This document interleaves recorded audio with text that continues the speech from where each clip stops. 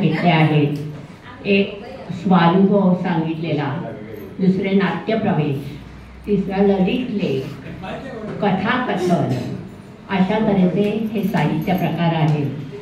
मी सुरुवात लगेच करते की जळगाव वासना काढण्याबद्दल मृदुला भाटकर यांनी खटला चालवला आणि त्यांचं आता नुकतंच पुस्तक आलं आहे की मला हे सांगायला हवं, आणि त्यातून जो एक अनुभव आहे त्याच्याबद्दल मला आज इथे सांगावं असं वाटतं की त्याचा अनुभव आणि त्यांच्याच शब्दात मी सांगते, म्हणजे मला सांगायला बरं पडेल.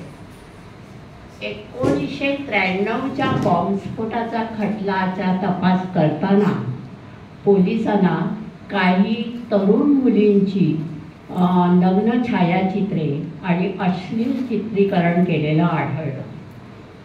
आणि नंतर मग त्यांनी त्याचा माग घेतला तेव्हा त्यांना कळलं की फक्त जळगावमध्येच हे सगळे गुन्हे घडलेले आहेत.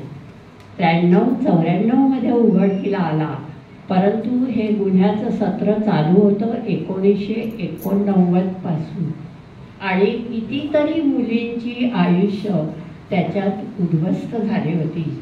आणि केवळ प्रसार माध्यम आणि आपले स्त्री संघटना ह्यांनी हा मुद्दा उचलून धरल्यामुळे हे प्रकरण उघडकीला आलं आणि दडवलं गेलं नाही. ह्याचं श्रेय सगळं वर्तमानपत्रांना आणि स्त्री संघटनांना जातं, नाहीतर हे प्रकरण दडपलं गेलं असतं. कारण आरोपींचे राजकीय लागेबांधे खूप होते. याच्यावरनं लोकशाहीमध्ये प्रसार माध्यम हे किती प्रभावी उपाय आहे हे त्याचं एक उत्तम उदाहरण आहे.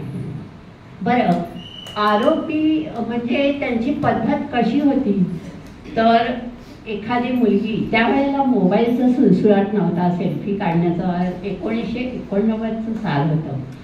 एखादी मुलगी रस्त्यातून जात असताना शाळा कॉलेजातली तिच्याजवळ बाईक ठेवायची आणि तिची चौकशी करायची की काय बाबा हा पत्ता कुठे आहे, आणि मग ही मुलगी तुमच्या कॉलेजात आहे का तुमच्या शाळेत आहे का, कुठे शिकते वगैरे वगैरे जुजबी चौकशी करायची. दुसरा आरोपी ते सगळे फोटो काढायचा, तिच्या जवळ जाऊन ती चौकशी तो करायचा. आणि मग त्या काळामध्ये मुलींना आपल्या अनोळखी मुलाबरोबरचे फोटो काढण्यामध्ये सुद्धा लाज वाटत होती आणि समाजामध्ये एक प्रकारची मानहानी होती.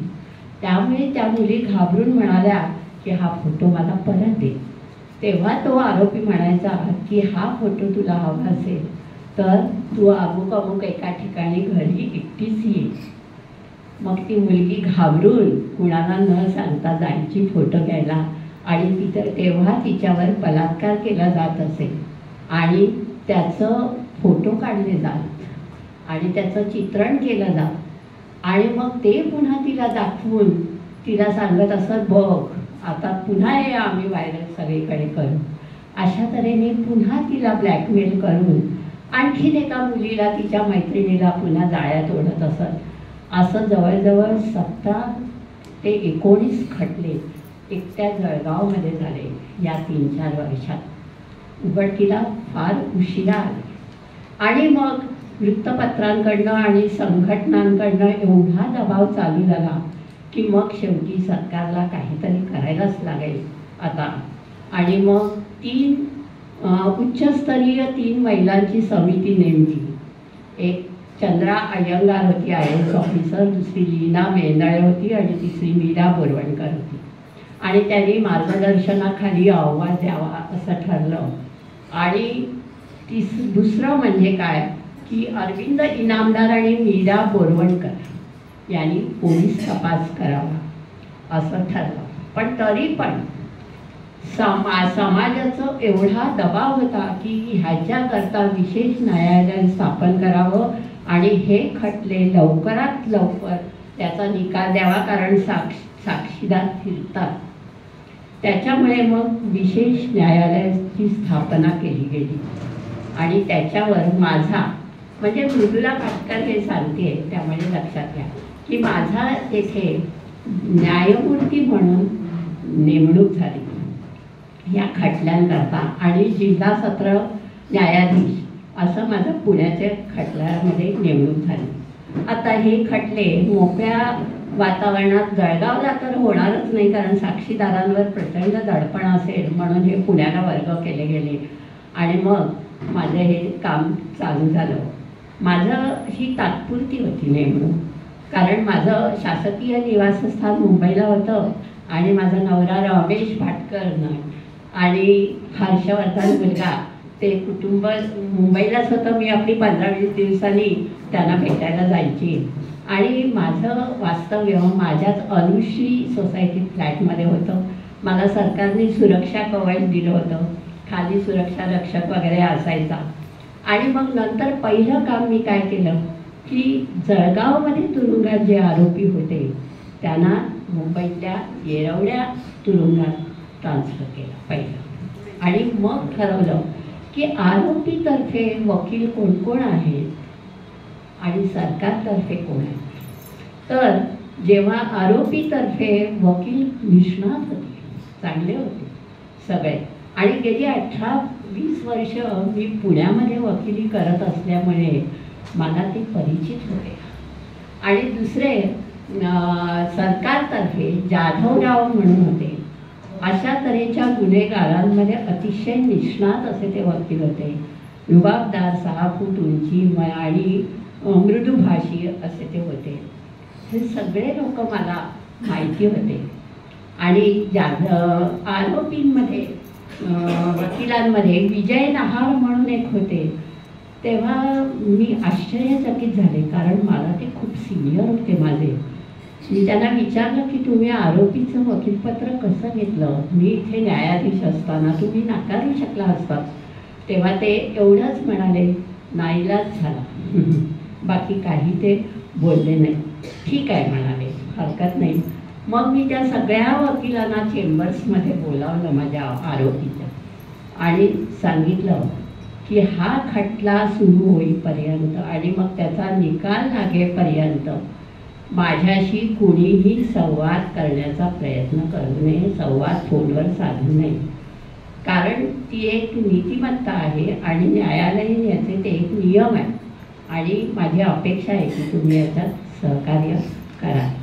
तसंच जाधव सर तर मला खूपच सिनियर होते, पण त्यांनाही मी सांगितलं की माझी एक नम्र विनंती आहे की माझ्याशी आता तुम्ही कोणताही संवाद हा खटला सुरू आहे तोपर्यंत साधू नये. त्यांची जी सहाय्यक दिली होती ॲडव्होकेट सीमा फडणीस, ती सुद्धा माझी अतिशय जिवलग मैत्रीण होती. आणि अशा तऱ्हेने हा खटला सुरू झाला. महाराष्ट्र, पुरोगामी महाराष्ट्र राज्य त्यावेळेला ढवळून निघालं. एवढ्या प्रकारचे बलात्कार, वासनाकांड, म्हणजे संस्कृतीला, मराठी संस्कृतीला आणि समाजाला तो एक फार मोठा धक्का होता. आणि हे प्रकरण अतिसंवेदनशील झालं. प्रसारमाध्यमं त्याच्यावर बारीक डोळा ठेवून होती. आणि मग नंतर जेव्हा हा झालं काय की मुली तर तक्रार करायचं राहू दे, बोलायला सुद्धा पुढे यायच्या नाहीत घरातून, एवढ्या घाबरलेल्या होत्या. आणि मग एकदा 1995च्या वेळेला महाराष्ट्र टाइम्समध्ये मी सहज एक दिवाळीचा अंक बघितला आणि त्याच्यात बंगेरिया म्हणून एक माणसाने संस्था होती त्याची मोठी फार, तर त्यांनी सांगितलं होतं की मी असे साधारण 100 या जळगावमध्ये विकृत फोटो, अश्लील चित्रीकरणाचे वगैरे जमवले आहेत आणि ते मी अरविंद इनामदार यांच्याकडे दिलेलं आहे. असं त्याच्यात ती माहिती मी वाचली आणि मग मी ते ध्यानात ठेवलं. पोलीस तपास करायला अरविंद इनामदार आणि मीरा बोरवणकर यांची नियुक्ती झाली. आणि तेव्हा मी मग कोर्टात सांगितलं की सरकारी वकिलांना मी सांगितलं की अशा तऱ्हेने तुमच्याकडे सुद्धा ते अश्लील चित्रीकरणाचं पार्सल असेल, ते सुद्धा तुम्ही कोर्टात सादर करा. कारण होतं काय की पोलीस स्टेशनवर जी जबानी मुलींनी दिली आहे ती ग्राह्य धरली जात नाही, कारण त्याला क्षमतेचं अधिष्ठान नसतं. परंतु फक्त कोर्टातच पीडित मुली ज्या बोलतात तेच फक्त ग्राह्य धरलं जातं. ह्याच्यामुळे खटला चालवणं फार कठीण जातं. आणि बलात्काराच्या केसेसमध्ये मेडिकल रिपोर्ट फार महत्त्वाचा असतो, परंतु जळगाव वासना कांडामध्ये ते खूप आधी झाल्यामुळे त्यावेळी मेडिकल रिपोर्ट घेण्याचा प्रश्नच नव्हता. म्हणजे पुरावा राहिला काय, तर फक्त हे फोटो, बाकी कुठला पुरावा असणार नाही आणि काही साक्षीदार असले तर. परंतु फिर्यादी मुलीचं बोलणं हे अतिशय महत्त्वाचं असतं कोर्टामध्ये. आणि ती जर फिरली तर मग न्यायाधीश काय, सरकारी वकील काय, काही करू शकत नाही. आणि मग साधारण झाला युक्तिवाद चालू झाला 11 जानेवारी 1995 साली. मी माझं त्या तारखेला मी सुरू केला युक्तिवाद. जाधव सर आले, सरकारी वकील. त्यांनी पहिलीच केस, प्रत्येक वेगवेगळी केस होती 17. पहिली केस मुलगी आली आणि जाधव सरांनी विचारलं, सगळं झालं. 4:30 वाजले आणि प्राथमिक अहवाल तयार झाला. ती मुलगी त्या आरोपीच्या घरी गेली इथपर्यंत झालं. आणि मग जाधव सर मला म्हणाले काय, की आता आपण ही सुनावणी स्थगित करूया, कारण पुढचा जो मुद्दा आहे बलात्काराचा तो फार महत्त्वाचा आहे आणि त्याच्याकरता जरा वेळ लागेल. मुलीला जरा दडपण येता कामा नये आणि म्हणून आपण उद्या घेऊया. तर मी म्हटलं हरकत नाही, कळलं का. आणि अशा तऱ्हेने मी घरी गेले. आणि मग रात्री मला सीमा फडणीसचा फोन आला. मी आश्चर्यचकित झाले, का रात्री एक तर मी ठरवलं होतं की कोणाचाही फोन घ्यायचा नाही, पण तिचा आला आणि तिने सांगितलं उद्या पेपरमध्ये जे काही येईल त्याला जाधव सर किंवा मी जबाबदार नाही, प्लीज तुम्ही आम्हाला जबाबदार धरू नका. मी गोंधळले, हा काय प्रकार आहे. मग दुसऱ्या दिवशी मी मॉर्निंग वॉकला गेले. 5 ते 6 माझी मॉर्निंग वॉकची वेळ होती. सुरक्षा रक्षक बरोबर असायचा. आणि मग शांत मनाने मी मॉर्निंग वॉक केलं, तो विषय बाजूला ठेवून. आणि 6:30ला मला माझ्या भाऊंचा म्हणजे तुळजापूरकरांचा फोन आला की मृदुला वाचलंस का वर्तमानपत्र लोकसत्तेतली बातमी. म्हटलं नाही, माझ्याकडे लोकसत्ता येत नाही. लोकसत्तेत तुझ्याविषयी केवढं मोठं आलेलं आहे बातमी. आणि मग त्यांनी ती बातमी सांगितली की मृदुला भाटकरची नेमणूक ही अयोग्य पद्धतीने झालेली आहे आणि तिची सिनियरिटी डावलून झालेली आहे. तिला अशा रेप केसेसचा अनुभव नाही आणि आरोपीचे वकील तिला जे सगळे आहेत ते परिचित आहेत, त्यामुळे ती ह्याला न्याय देऊ शकणार नाही. तिचा अनुभव कमी पडेल, ती ह्याला सक्षम नाही, अशा तऱ्हेचे बरेच आरोप त्या वर्तमानपत्रामध्ये केले होते. आणि तुळजापूरकर म्हणाले की हे प्रकरण तू लाईटली घेऊ नकोस, जरी प्रसार माध्यमांमध्ये आलं असलं तरी. आणि मग त्यांना ती भाऊ म्हणायची आणि काका वडील काका लोकसत्ता लगेच घेऊन आले.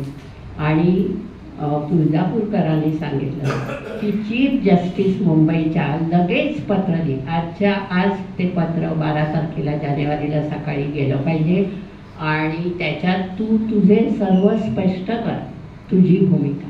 मग मी ते चीफ जस्टिसला पत्र लिहिलं आणि त्याच्यात लिहिलं की अशा तऱ्हेने जर वर्तमानपत्रांनी बातम्या दिल्या तर हा कोर्टाचा अवमान आहे आणि मला खटला चालवण्यामध्ये हे वर्तमानपत्र अडथळे करत आहे.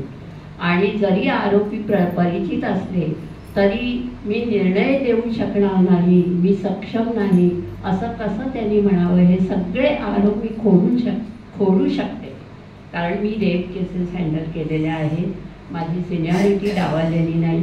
तुम्ही कंटेम्प्ट ऑफ कोर्ट म्हणून त्याला नोटीस पाठवा वर्तमानपत्राला आत्ताच्या आत्ता. मी तुमची भेट घेते. तुळजापूरकर आणि तिचे वडील, माझे वडील, ह्या दोघांमुळे मला खूप धैर्य आलं त्या दिवशी. आणि मी लगोलग मुंबईला आले. चीफ जस्टिस होते तिकडे कामत, परंतु एक हे होते गोवा सेशनचे बंडोपाध्याय काहीतरी असं बंगाली नाव होतं ते होते. तर ते आधी मला त्यांनी सांगितलं की खरं सांगू का, मी आज सकाळीच लोकसत्तेतली बातमी वाचल्यावर मी कमिटीमध्ये चर्चा केली, तर अशी काय कंटेम्प्ट ऑफ कोर्ट द्यायची, नोटीस द्यायची काही गरज नाही आहे. हो, असं काही या कोर्टाचा काही अवमान झालेला नाही आहे आणि तुम्ही प्रसारमाध्यमांच्या निंदेकडे काही लक्ष देऊ नका, इतकं काही भावनाप्रधान असायची गरज नाही आहे तुम्हाला. तर मी म्हटलं काय की असं बरोबर आहे तुमचं म्हणणं. आता एक त्याच्यातला मुद्दा आहे की कोर्टाचा अवमान झाला असेल असं सिद्ध झालं तरच कोर्ट त्याच्यात लक्ष घालतं, पण वकिलाची जर व्यक्तिगत बदनामी झाली तर कोर्टाचं त्याला सहाय्य मिळत नाही. त्या वकिलाने ती केस स्वतंत्रपणे लढवायची असते आणि म्हणून तिने हा मुद्दा का सांगितला की हा कोर्टाचा अवमान आहे आणि माझा खटला चालवायला मला अडथळा येईल त्याच्यात. तर तेव्हा ते म्हणाले नाही हो, आमच्या कमिटीमध्ये चर्चा झाली, न्यायमूर्ती पेंडसे सुद्धा म्हणाले की हे काय कंटेम्प्ट ऑफ कोर्ट द्यायचे काय गरज नाही आहे, नोटीस पिटीस आता लगेच तुम्ही चालवा खटला, प्रसारमाध्यमांकडे लक्ष देऊ नका. तर ती म्हणाली ठीक आहे, मला तुमचं म्हणणं पटतं की भावनाप्रधान असू नये, बरोबर आहे, पण न्यायमूर्तींनी संवेदनशील सुद्धा असू नये खटला चालवताना, असं जेव्हा त्यांनी म्हटलं. आणि तिकडे चीफ जस्टिस कामत उभे होते मागे, काय चाललंय ते बघत होते. त्यांनी माझ्याकडे बघून स्मित केलं आणि मग तेव्हा मला कळलं की आता कामतांना माझं मत पटलेलं दिसतंय आणि मी मग ठीक आहे म्हणून बाहेर निघाले. आणि मग लगेचच त्या दिवशी कंटेम्प्ट ऑफ कोर्टची नोटीस लोकसत्तेला कामतांकडनं गेली आणि कामतांकडनं नोटीस गेल्याबरोबर नंतर लोकसत्तेने दुसऱ्या दिवशी विना अट जाहीर माफी फ्रंट पेजवर केली, पब्लिश.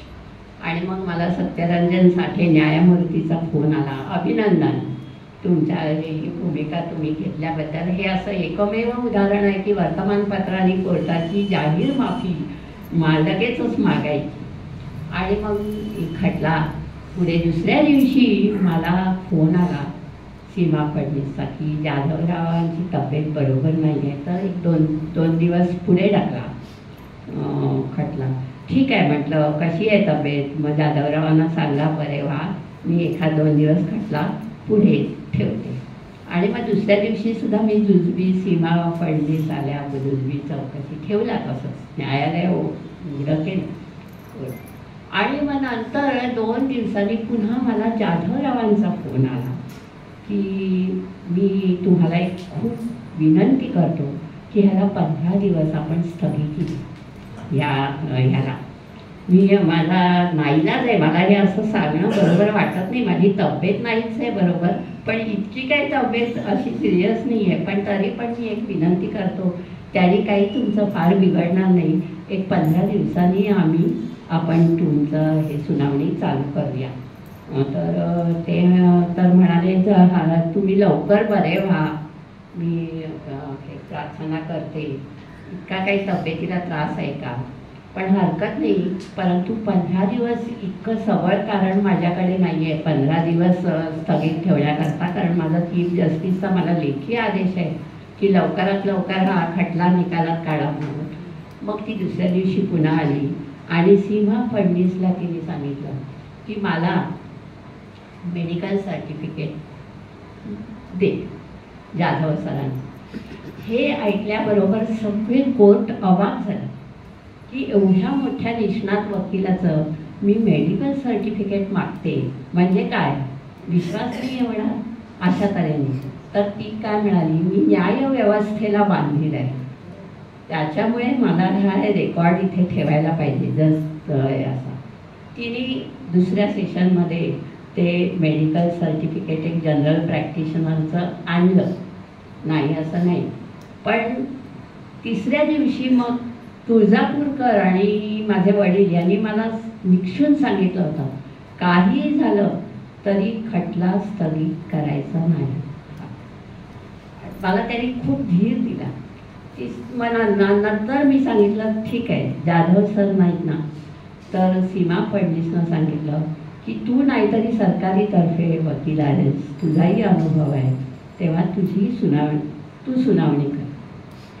गंमत झाली काय की तिसऱ्या दिवशी त्या मुलीने फिर्याद फिरवली, बलात्कार झाला म्हणून. घाबरली, कारण हे पेपरमध्ये बातमी आल्यामुळे इथे मला न्याय मिळणार नाही म्हणून ती घाबरून गेली की असं उलटसुलट बातम्या देता येते यांच्या न्यायाधीशबद्दल, त्यामुळे नकोच म्हणून तो खटला 5 दिवसातच संपला, कारण तिने फिर्याद फिरवली आणि आम्ही काही करू शकत नाही. आता पीडित मुलीने जर काही बोलली नाही.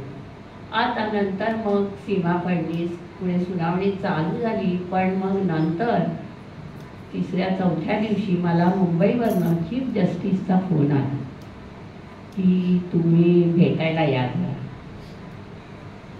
त्याच दरम्यान मला चंद्रा अय्यंगार जी समितीवर होती तिने फोन केला की मॅडम कसा चाललाय खटला.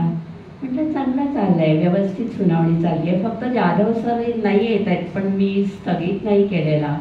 पण ती म्हणाली हे बघ, हा अतिसंवेदनाशील खटला आहे, म्हणजे आणखीन ह्याला तू काय कर, खूप काळजी घे निकाल देताना, निकाल द्यायची घाई करू नकोस. 15-20 दिवस गेले तरी चालतील, पण तू त्या निकाल द्यायची घाई करू नकोस. माझ्या मनात कुठेतरी संशय आला. जाधव सर म्हणतायत 15-20 दिवस स्थगित करा, मी चंद्रा अय्यंगार म्हणते काय चाललंय, कुठलं सबळ कारण आहे की मी हा स्थगित ठेवू सुनावणी. मग मी गेले चीफ जस्टिसकडे आणि चीफ जस्टिसना जे मी सांगितलं त्याचं एक हे आहे, म्हणजे त्याचं जे त्यांचा जो संवाद झाला तो इंग्रजीतला आहे, तो मी अनुवाद करते. म्हणजे कसं बोलतात हे लोक, चीफ जस्टिस सुद्धा ते म्हणतात की माय लॉर्डशिप वगैरे, की मी नमस्कार करते, कसे आहात, तर मी बरं आहे, तुम्ही कशा आहात, तर मी बरी आहे, चांगली आहे. मग म्हटलं खटला कसा चालू आहे, काय प्रगती आहे. मी त्या दिवशी चीफ जस्टिस बरोबर दातारांबरोबर गेले होते, कारण दातार म्हणून जे जस्टिस आहेत मोठे न्यायमूर्ती, ते मला घेऊन गेले होते चीफ जस्टिसकडे. आणि दातार म्हणाले मी खाली थांबतो, तू वर जा, पण तू हे प्रकरण धैर्याने मिटव, काही काळजी करू नकोस. मी चीफ जस्टिसकडे गेले. मला दातारांचा फोन आला म्हणून मी काल रात्रीच इंद्रायणी एक्सप्रेसने मुंबईला आले. मग चीफ खटल्याची काय प्रगती, एका खटल्यामध्ये पुरावा नोंदवून झालेला आहे, आता मी एकाचा युक्तिवाद ऐकून त्या खटल्याचा निकाल देईन. उत्तम, काम वेगानं चालू आहे, चांगलं आहे, पण एक ध्यानात ठेवा, खटला घाईघाईत चालवणं योग्य नाही. जरी तुमच्या कोर्टात तुमच्या म्हणण्याप्रमाणे तुम्ही काम करत असला तरी थोडं सावकाश दमाने घ्या, शांतपणे काम करा. देशाचं लक्ष आहे ह्या खटल्याकडे आणि प्रसारमाध्यमं तर नजर ठेवून आहेत, तेव्हा घाई गडबडीत हा निर्णय न देता शांतपणे 15-20 दिवसांनीच निकाल द्यावा. आता ते 15-20 दिवस माझ्या डोक्यात नुसते घुमत होते, हा काय प्रकार चाललेला आहे. प्रत्येकजण म्हणते 15-20 दिवसांनी निर्णय. माय लॉर्ड, मी असं नाही करू शकत, कारण आपणच मला नेमताना स्पष्टपणे सांगितलं होतं की सर्व खटले वेगाने चालवायचे आहेत आणि त्याप्रमाणे मी न थांबता काम करत आहे रात्रंदिवस. तक्रारदार मुली आणि आरोपी या दोघांसाठी हा खटल्याचा निकाल लवकरात लवकर लागणं महत्त्वाचं आहे. बलात्काराच्या केसेसमध्ये तुम्हाला जितका उशीर होईल तितक्या त्या मुली गर्भकळीत होत जातात. नंतर होय, तुमचे प्रयत्न स्तुत्य आहेत, परंतु हेही विसरू नका की तुम्ही एक अपरिपक्व न्यायाधीश आहात, असं चीफ जस्टिस म्हणतात. आणि न्यायाधीश म्हणून तुमचा अनुभव अजून कमी आहे. होय माय लॉर्ड, तुमच्या विरुद्ध एका मराठी वृत्तपत्रात तुमच्याबद्दल शंका करणारी बातमी आलेली आहे, लक्षात आहे ना तुम्हाला. तुम्ही हे विसरू नका की ह्या बातमीनंतर लोकांच्या मनात तुमच्या काम करण्याच्या कुवतीबद्दल, तुमच्या कायद्याच्या ज्ञानाबद्दल शंका आहेत, सगळ्या समाजात अविश्वास आहे. याबाबत मी तुम्हाला मदत करू शकेन, पण 15-20 दिवस जरा धीर धरा, मग मी नंतर तुम्हाला मदत करेन. मला काहीतरी वेगळं आहे हे प्रकरण असं वाटू लागलं. होय माय लॉर्ड, आपण मला दिलेले यापूर्वीचे आदेश माझ्या पूर्ण लक्षात आहेत. आपण माझी नेमणूक करताना लेखी आदेश दिला. या लेखी आदेशात विशेष न्यायाधीश म्हणून माझी नेमणूक तुम्ही केली आणि स्पष्टपणे लिहिलं की या लेखी आदेशाचं पालन झालंच पाहिजे आणि त्या लेखी आदेशाचं पालन करणं हे माझं कर्तव्य आहे. आज आपण काळजी करू का नका, मी लेखी आदेशाप्रमाणेच वागेन आणि आपण तर माझे तारणहार आहात आणि माझी खात्री आहे माय लॉर्ड की माझ्या सदैव आपण पाठीशी राहाल. हेच माझं बळ आहे. मी प्रसार माध्यमांची चर्चा त्याचं मी काळजी करत नाही, ते काहीही बोलू दे, लोकसत्तेने तर माफी मागितली कळलं. मी काय म्हणतोय ते तुम्ही नीट समजून घ्या. होय माय लॉर्ड, मला आता त्या लेखी आदेशाचा अर्थ पूर्ण कळलाय आणि मी परिपक्व न्यायाधीशासारखी वागणूक ठेवावी हेही मला समजलंय आणि मी हा खटला लवकरच संपेन आणि चांगला निर्णय देईन. आपण तर माझे तारणहार आहात. असं करून ती जेव्हा ही बोलायला लागली तेव्हा चीफ जस्टिसना कळलं की ही आता मागे जाणार हटणार नाही आणि माझी ही नेमणूक खरं तर चूकच झाली. मृदुला पाटकरला मी नेमणूक केली आणि मग ती त्यांना नमस्कार केला तिने आणि ती खाली आली. दातार खूप ताणतणावात होते. कारमध्ये बसल्यावर दातार म्हणाले, काय झालं, पुढे काय करायचं ठरवलंयस? तर ते मी म्हटलं की मला माझ्या भाऊंचा काकांचा पाठिंबा आहे. तुमच्यासारख्या काही ज्येष्ठ न्यायमूर्तींचा मला पाठिंबा असताना मी कशाला मागे फिरू. मी हा खटला कुठल्याही परिस्थितीत स्थगित करणार नाही. आणि मग मी गेले आणि मग मी स्थानापन्न झाले नंतर न्यायालयात आणि अर्धा तास झाला. आरोपीचे सगळे वकील आले होते. अर्धा तास झाला तरी पण सरकारतर्फे कोणी येईना. सीमा फडणीस सुद्धा गोंधळल्या होत्या. थांबा जरा अर्ध्या तास थांबा. आणि अर्ध्या तासांनी फॅक्स मेसेज सरकारतर्फे आला की ही सुनावणी स्थगित करा. मग मला पर्यायच नव्हता आणि मग आरोपींकडे वकिलांकडे मी हसून म्हटलं की सरकारचा हा लेखी आदेश आलेला आहे, त्यामुळे मी ही सुनावणी आता स्थगित करते आणि ही आजचं काम तहकूब झालं आहे. 1 ते 1.5 महिन्याचा काहीतरी तो काळ होता. आणि मला मग नंतर एका ज्येष्ठ न्यायमूर्तीने अभिनंदन केलं की तू जरी हरली असती, स्थगिती झाली तरी तू सरकारकडनं लेखी आदेश मिळवला, त्याच्यात सरकारची मानहानी झाली, तुझी नाही. कारण त्याला लेखी आदेश स्टे ऑर्डरचा त्यांना द्यायला लागला. आणि आणखीन म्हणून मला हा एक अनुभव मिळाला की कुठलाही अगदी म्हणजे खेडेगावातला सुद्धा छोटा वकील असू दे, कुठलेही न्यायदानामध्ये वरतून लेखी आदेश आल्याशिवाय त्याची इम्प्लिमेंटेशन करू नये. कुठलाही अगदी चीफ जस्टिस, भारताचा पंतप्रधान काय राष्ट्रपती, न्यायालयाच्या बाबतीत लेखी आदेश मिळणं अतिशय गरजेचं आहे. कुठल्याही दबावाला बळी न पडता लेखी आदेश द्यायला हवा. आणि अशा तऱ्हेने आणि मग 1-1.5 महिन्यांनी ती सुनावणी पुन्हा चालू झाली. मीच होते त्याच्यात, पुन्हा कंटिन्यू झाली. आणि त्याच्यात झालं काय की निवडणुका होत्या आणि मग एक सरकार जाऊन दुसरं सरकार आलं. त्याच्याच करता ते थांबले होते 20 दिवस निवडणुकांकरता की निवडणुकाच्या आधी निकाल त्यांना नको होता. आणि नंतर मग त्या 2 खटल्यांमध्ये एका खटल्यात मी एका आरोपीला, म्हणजे तो नगरसेवक होता आणि राजकीय लागेबांधे त्याचे खूप होते, तर त्यालाच मात्र एका खटल्यात मात्र मी 7 वर्ष आरोपीला सक्तमजुरीची शिक्षा झाली आणि मोठा दंड झाला. आणि मग मी समाधान पावले आणि तो तिथे खटला माझा जळगाव वासना खंडाचे 17 खटले होते, ते सगळे मी पूर्ण केले. आणि एक धडा मला या सगळ्यात मिळाला 95 साली की राजकीय लोक किती दडपण आणतात चीफ जस्टिसवर आणि सगळ्यांवर. आणि ह्या दडपणाला जर न्यायाधीश झुकले नाही तर ते प्रसार माध्यमं सुद्धा हाताशी धरतात. कारण लोकसत्ता इंडियन एक्सप्रेस ग्रुपला त्यांनी हाताशी तेव्हाच धरलं आणि म्हणून हे सगळं प्रकरण झालं.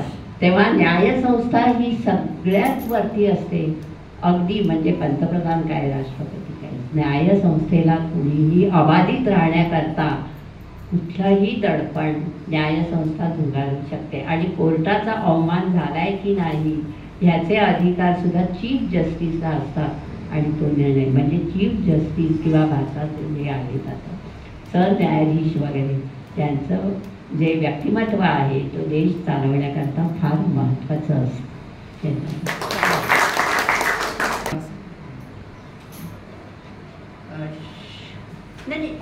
ह्या गंभीर विषयानंतर थोडंसं मिश्किल आपण ऐकूया. शकुंतला परांजपे ह्या पुण्याच्या बसमधून प्रवास करतात आणि तेव्हा त्यांचं हे मार्मिक निरीक्षण आता सादर करीत आहेत सुप्रिया वझे.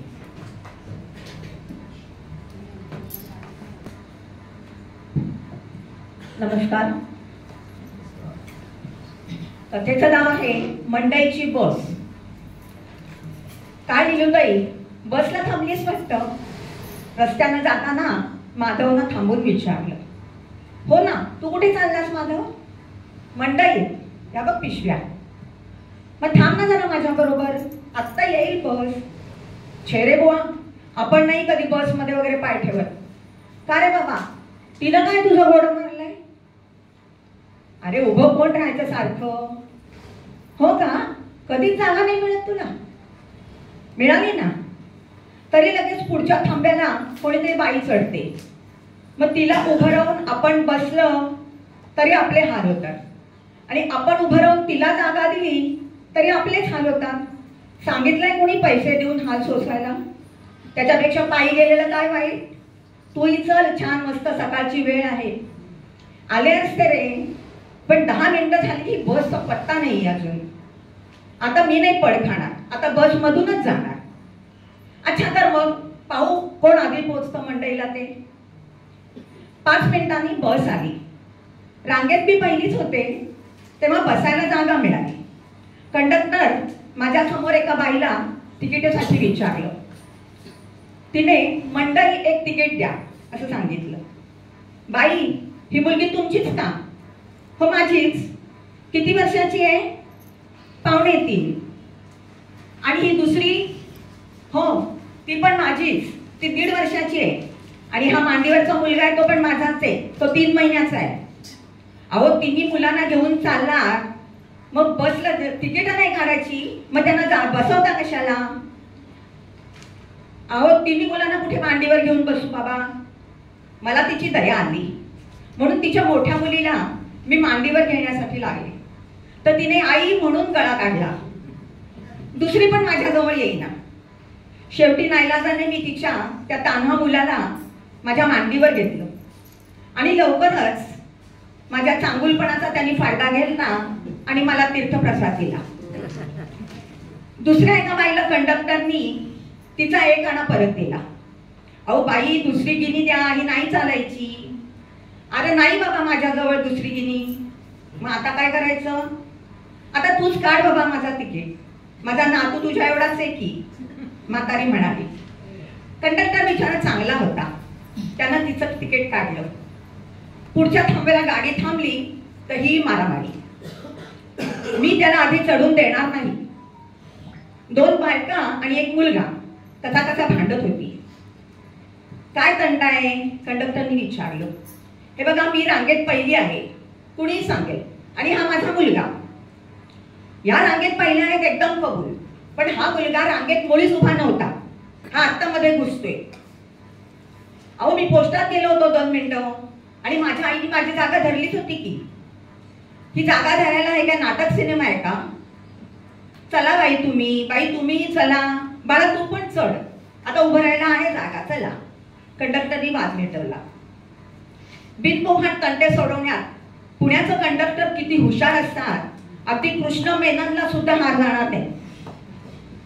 बाई सरळ बसा, ओ दादा पाय आतमध्ये घ्या. बाई कुठे जायचंय? बाळ राजीव, मामांना सांग बरं आपल्याला कुठे जायचं ते. चॉकलेट आणायला.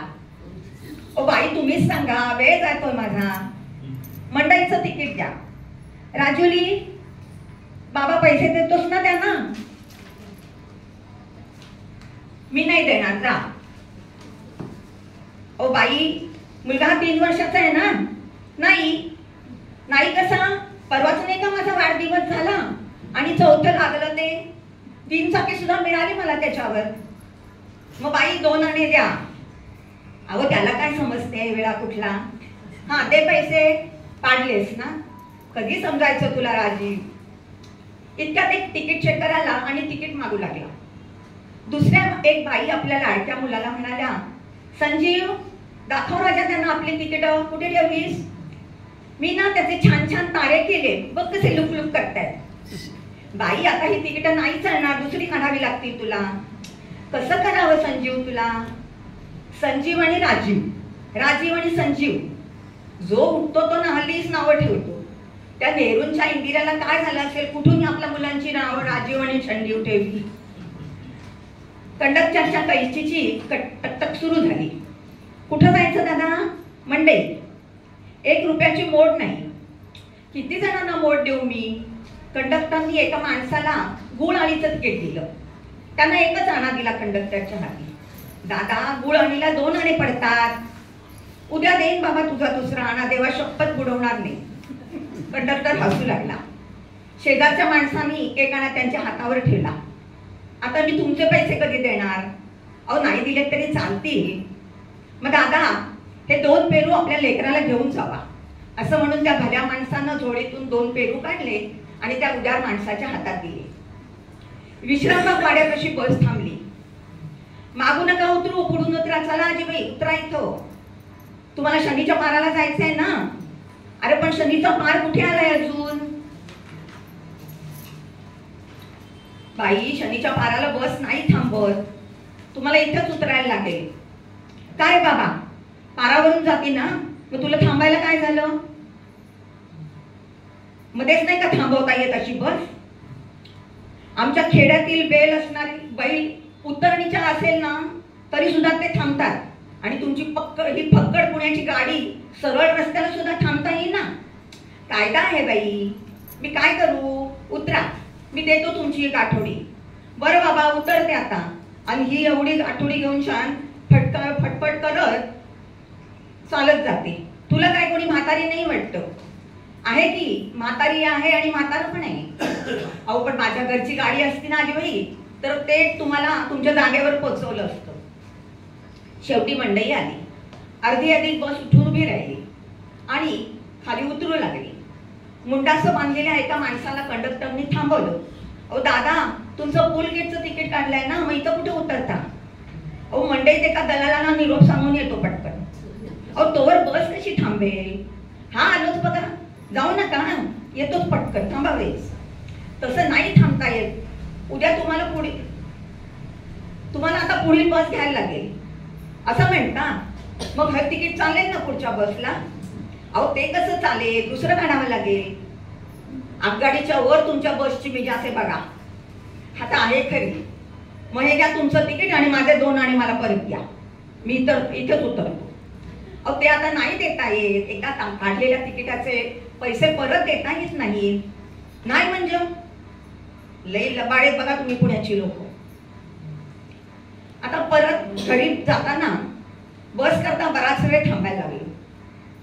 सांडेपर्यंत भरलेल्या पिशव्या दोन्ही हातात धरून मोठी रांग लागलेली होती.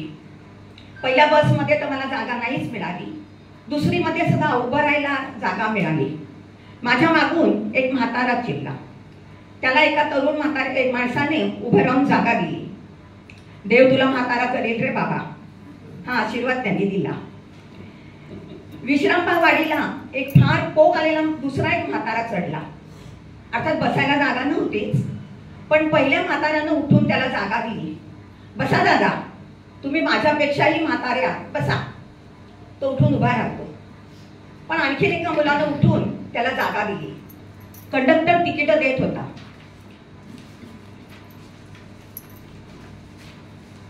कुठं जायचं बाबा? लकडी पूलला. लकडी पूलला ना, एक आणा द्या. अहो, लकडी पुलावर जायला काय तिकीट नाही लागत. तो माणूस निष्किलपणाने म्हणाला. कंडक्टर पण काही कमी नव्हता बरं का. तो पण म्हणाला, हो बरोबर आहे बाबा, त्याला तिकीट नाही लागत, पण पास मात्र लागतो. तुमच्या नावाचा पास काढलाय का तर दाखवा, मी सोडतो तुम्हाला लकडी पुलावर. दोघंही असले. मी मात्र लकडी पुलाच्या आधीच उतरून गेले. त्या जागतिक कीर्तीच्या मानववंशशास्त्रज्ञ आणि समाजशास्त्रज्ञ होत्या. आणि त्यांचं हे संशोधन चालू असताना त्यांचा जावई बन बहारी म्हणून त्याचं वेगळंच नाव होतं. तर त्या जावयाने सहज त्या काम करत असताना त्याला म्हटलं का, काय झाली का तुझी बॉयफ्रेंडशी भेट? बॉयफ्रेंड म्हणजे कोण? विठ्ठलाची. कारण लीलावती कर्वे वर्षातून एकदा पंढरपूरची वारी करत. तर बॉयफ्रेंड हा शब्द जावयाच्या तोंडून ऐकल्यावर त्यांच्या मनात ते बॉयफ्रेंड या शब्दाबद्दल विचार चालू झाले. आणि मग बॉयफ्रेंड असा तो लेख आहे गंगाजळ या लीलावती कर्व्यांच्या लेखसंग्रहातला. बॉयफ्रेंड पुढे त्या प्रश्नाची न उभा करतात. तो जे विचार आहेत ते सादर करतायत विद्या पिसळकर. आणि येता येता मी सांगते की त्यांचा हा जावई आहे, जाई निमकरचा नवरा, हा अतिशय त्याच्यावर एक बोलण्यासारखं हे आहे. बन बिहारी म्हणजे निमकर सीड्स. त्यांनी शेतीमध्ये प्रचंड संशोधन केलं. शेळ्या मेंढ्या भारताला त्याचा प्रचंड योगदान आहे. कधीतरी आपण त्यांच्याबद्दल बोलू, या जावयाबद्दल सुद्धा.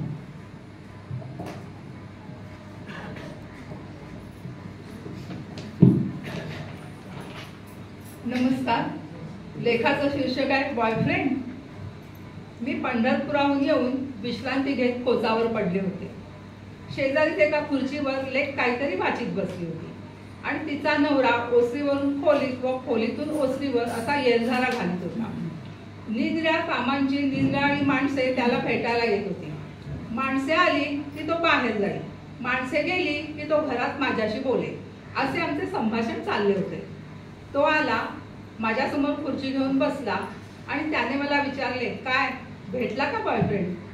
प्रश्न ऐकून काही क्षण मी घुसकळ्यातच पडले.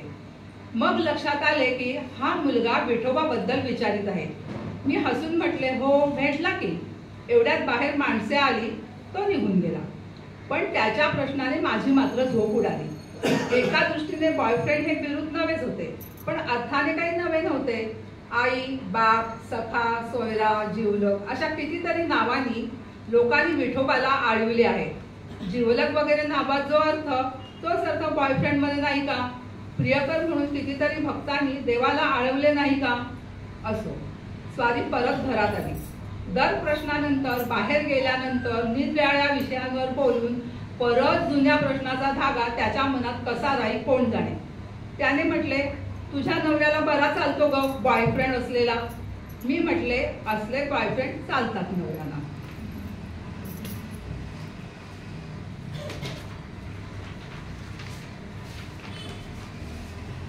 माझे उत्तर पुरे व्हायच्या आतच कोणीतरी माणसे आली म्हणून तो बाहेर गेला व माझे मन परत एकदा आमच्या प्रश्नोत्तरांभोवती घुटमळत राहिले.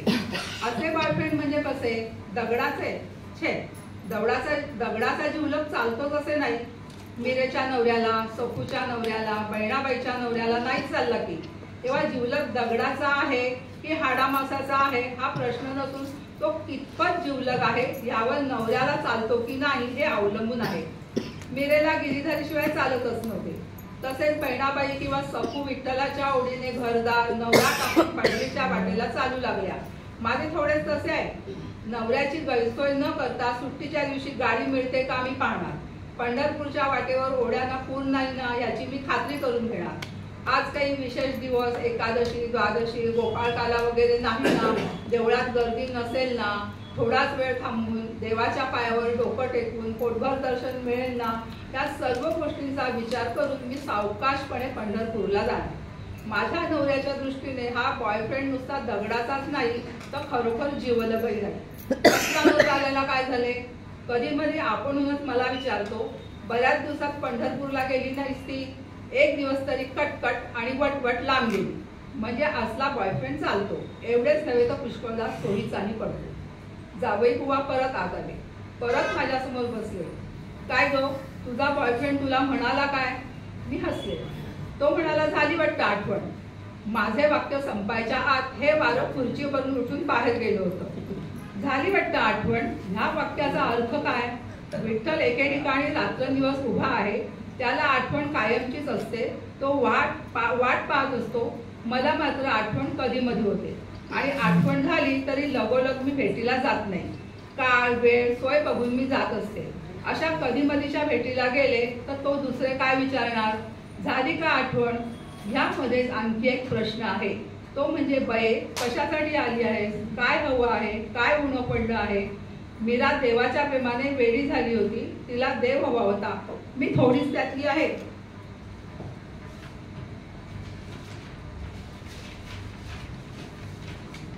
सोसवेन असा काही भार शिरी पडला की मला हरी आठवतो. मी एकटी आहे. काहीतरी प्रसंगाला तोंड द्यायचे आहे, काहीतरी सहन करायचे आहे. अशी अवस्था झाली की मी देवाकडे धाव घेते. आर्त आणि अर्थार्थी ह्या भक्तांच्या 2 पायऱ्या पलीकडे मी गेलेच नाही. तेव्हा आता झाली का आठवण याऐवजी खरोखर आता का आठवण झाली असा प्रश्न पाहिजे होता. दार परत उघडले गेले. बाहेर लोक अजून उभेच होते. तो आत माझ्याजवळ आला. उद्या गेलीस तर नाही का चालणार? नाही, बरीच कामं खोळंबली आहेत. मला आजच गेलं पाहिजे. मी या मंडळींबरोबर जरा शेतावर जाऊन येतो आहे.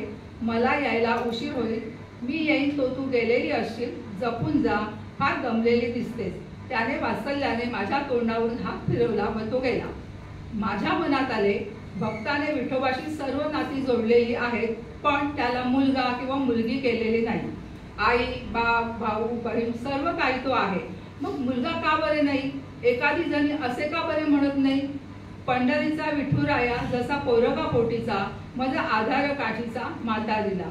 विठुराया पाठीवरी हात फिरवी मायेने, उसे लेकाच्या परीने, बये पार भागलीस. पण छे, जणी काय किंवा तुकाराम काय, विठूला मुलगा म्हणणे शक्यच नव्हते.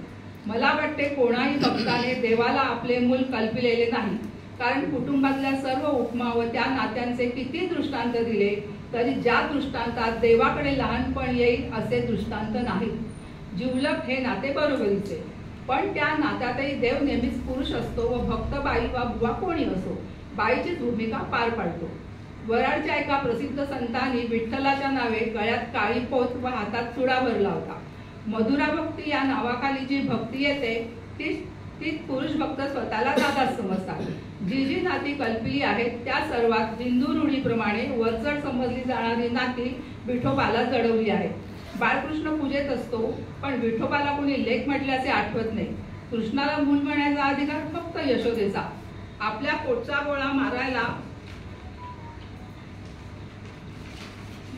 देऊन त्या बदल्यात तिने हा अधिकार मिळवला. तिने देवाला जन्माला घातले नाही, पण त्याला महाप्रयासाने जगवले. मी कोण देवाला असे काही म्हणणारी? मी त्याला इतकी जवळ नाहीच. जिवलग बॉयफ्रेंड ही नुसती गंमत. त्याच्यामधले व माझ्यामधले अंतर दुर्दैवाने फार फार फार दूर आहे. नवीन प्रयोगाकडे वळूया. नाट्यप्रवेश घेऊया. आणि ह्या वेळेला असं ठरवलंय की प्रत्येक अभिवाचनात एखादा तरी एक नाट्यप्रवेश व्हावा असं वाटतं. तर आज आपल्याकडे नंदा लोंढे आणि डॉक्टर विनय लोंढे हे प्रेमाच्या गावा जावे यामध्ये नाट्यप्रवेश सादर करत आहेत. मला डॉक्टरांचं खूप कौतुक वाटतं. याला तयार झाले नाट्यप्रवेश.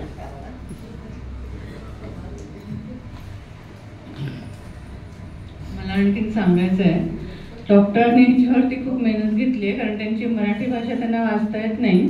त्यांचं शिक्षण सगळं दाहोदला झालं आहे. त्याच्यामुळे त्यांचं माध्यम गुजराती आणि इंग्लिश होतं. त्याच्यामुळे ते आत्ता कुठे वाचू लागले होते 10-15 वर्षापूर्वी. आणि मग ते अगदी लहान मुलासारखे रोज हे वाचत होते की मला येते की नाही बरोबर. तर आता तुम्ही सांगा आलं की नाही बरोबर. माझ्या वाचनाबद्दल तर नंदाने सांगितलेलं आहे. माझ्या वाचनाबद्दल नंदाने आता तुम्हाला सांगितलेलं आहे. तर बघू तिचं म्हणणं तुम्हाला पटतं का काय. आता हे जे आम्ही वाचणार आहोत ते प्रेमाच्या गावा जावे वसंत कानेटकर लिखित नाटक आहे. त्यातले 2 पात्र आहेत, चिंतामणी आणि सुमंगल. आणि ते आपले नेहमीप्रमाणे जसे आपणही त्याच्यातनं गेलेलो आहोत की आपला पालक म्हणून आपल्या मुलांवरनं काहीतरी वाद होत असतात आणि मग एक पालक एका मुलाची बाजू घेतो, दुसरा पालक त्याला डिफेंड करत असतो आणि मग शेवटी कसं असतं ते जे काही त्यांचं बोलणं चाललं असतं ते विषयांतर होतं, मग भलतीकडे जातं आणि मग शेवटी ते पुन्हा त्याच पॉईंटवर येतं आणि एका पालकाने त्याचं पॉईंट प्रूव्ह केलेलं असतं. तर साधारण इथे पण तसंच होतं आहे की त्यांचे वाद होत आहेत, मग ते कुठेतरी जातं भलतीकडे आणि मग शेवटी तिथेच येतं आणि सुमंगल आहे की तिचं पॉईंट प्रूव्ह करते. आम्ही आता वाचन सुरू करतो. आवाज येतोय ना?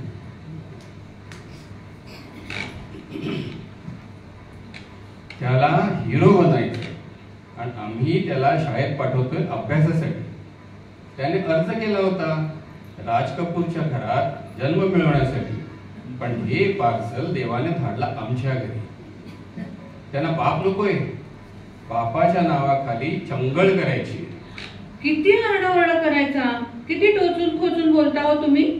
सगळेजण बिचारे घाबरून पळाले मागच्या दारानं. पळू देत पळू देत, पळवूनच लावायला पाहिजे सगळ्यांना. काय काय बडबड होते ते ऐकायला हवं होतस तू. ऐकलं, सगळं ऐकलं बरं, पण चुकलं म्हणाले ना गोट्या. पाय धरून माफी मागितली ना त्यानं, मग. अरे वा, चुकलो म्हणाला आणि पाय धरून माफी मागितली म्हणजे संपलं का सगळं. मग आणखीन काय करायला हवं. वाटल्यास पोराला उचला आणि 13व्या मजल्यावरून सरळ खाली फिरकावून द्या. बघा तेवढ्यानं तरी समाधान होतंय का तुमचं ते. त्याला कशाला, हा तुमचा टीव्ही सेटच खाली फिरकावून देतो. घराची शिस्त बिघडली. शाळा कॉलेजमध्ये तर काही बघायलाच नको. एवढंच काय, बँकांची ऑफिसची सारी शिस्तच बिघडली. अवघा हा देश बेशिस्त करून टाकलाय तुमच्या टीव्हीनं आणि क्रिकेटनं. तुम्ही तरी कमालच करता. इथे आपल्या टिटूला 98 रनवर आउट दिलाय त्या बुटक्या अंपायरनं. LBW चक्क खोटा आउट दिलाय त्यानं. उगाच अंपायरला नावा ठेवण्यात काही अर्थ नाही, त्याच्या नावाने ठणाणा करण्यात काही अर्थ नाही. ह्याच गाढवाची काहीतरी चुकी असली पाहिजे. तुम्हाला काय होठाव, मॅच पाहिली तरी का हो तुम्ही. उगाच आपलं मनाला येईल ते बोलता. मॅच कशाला बघायला हवी. कोणतीही कामं शिस्तीनं कौशल्यानं कशी करायची हे त्याला कधी ठाऊक आहे का. बघतोच आहे ना मी बँकेत. काय बघता हो बँकेत. सांगतो ऐक. त्याच्याकडे डेली अकाउंट तपासायला पाठवले तर सगळी कोण. अगं साधं 5 चोक करायला कॅल्क्युलेटर लागतो. ड्राफ्टिंग मध्ये तर डझनवारी चुका. सांभाळता सांभाळता नाकात दम येतो. त्याच्या ह्या अशा वागण्यामुळे मला इतरांना बँकेत शिस्तच लावता येत नाही. मग काढून टाका त्याला. तुम्ही घेतलाच कशाला आधी. नेमणुकीला माझा विरोधच होता.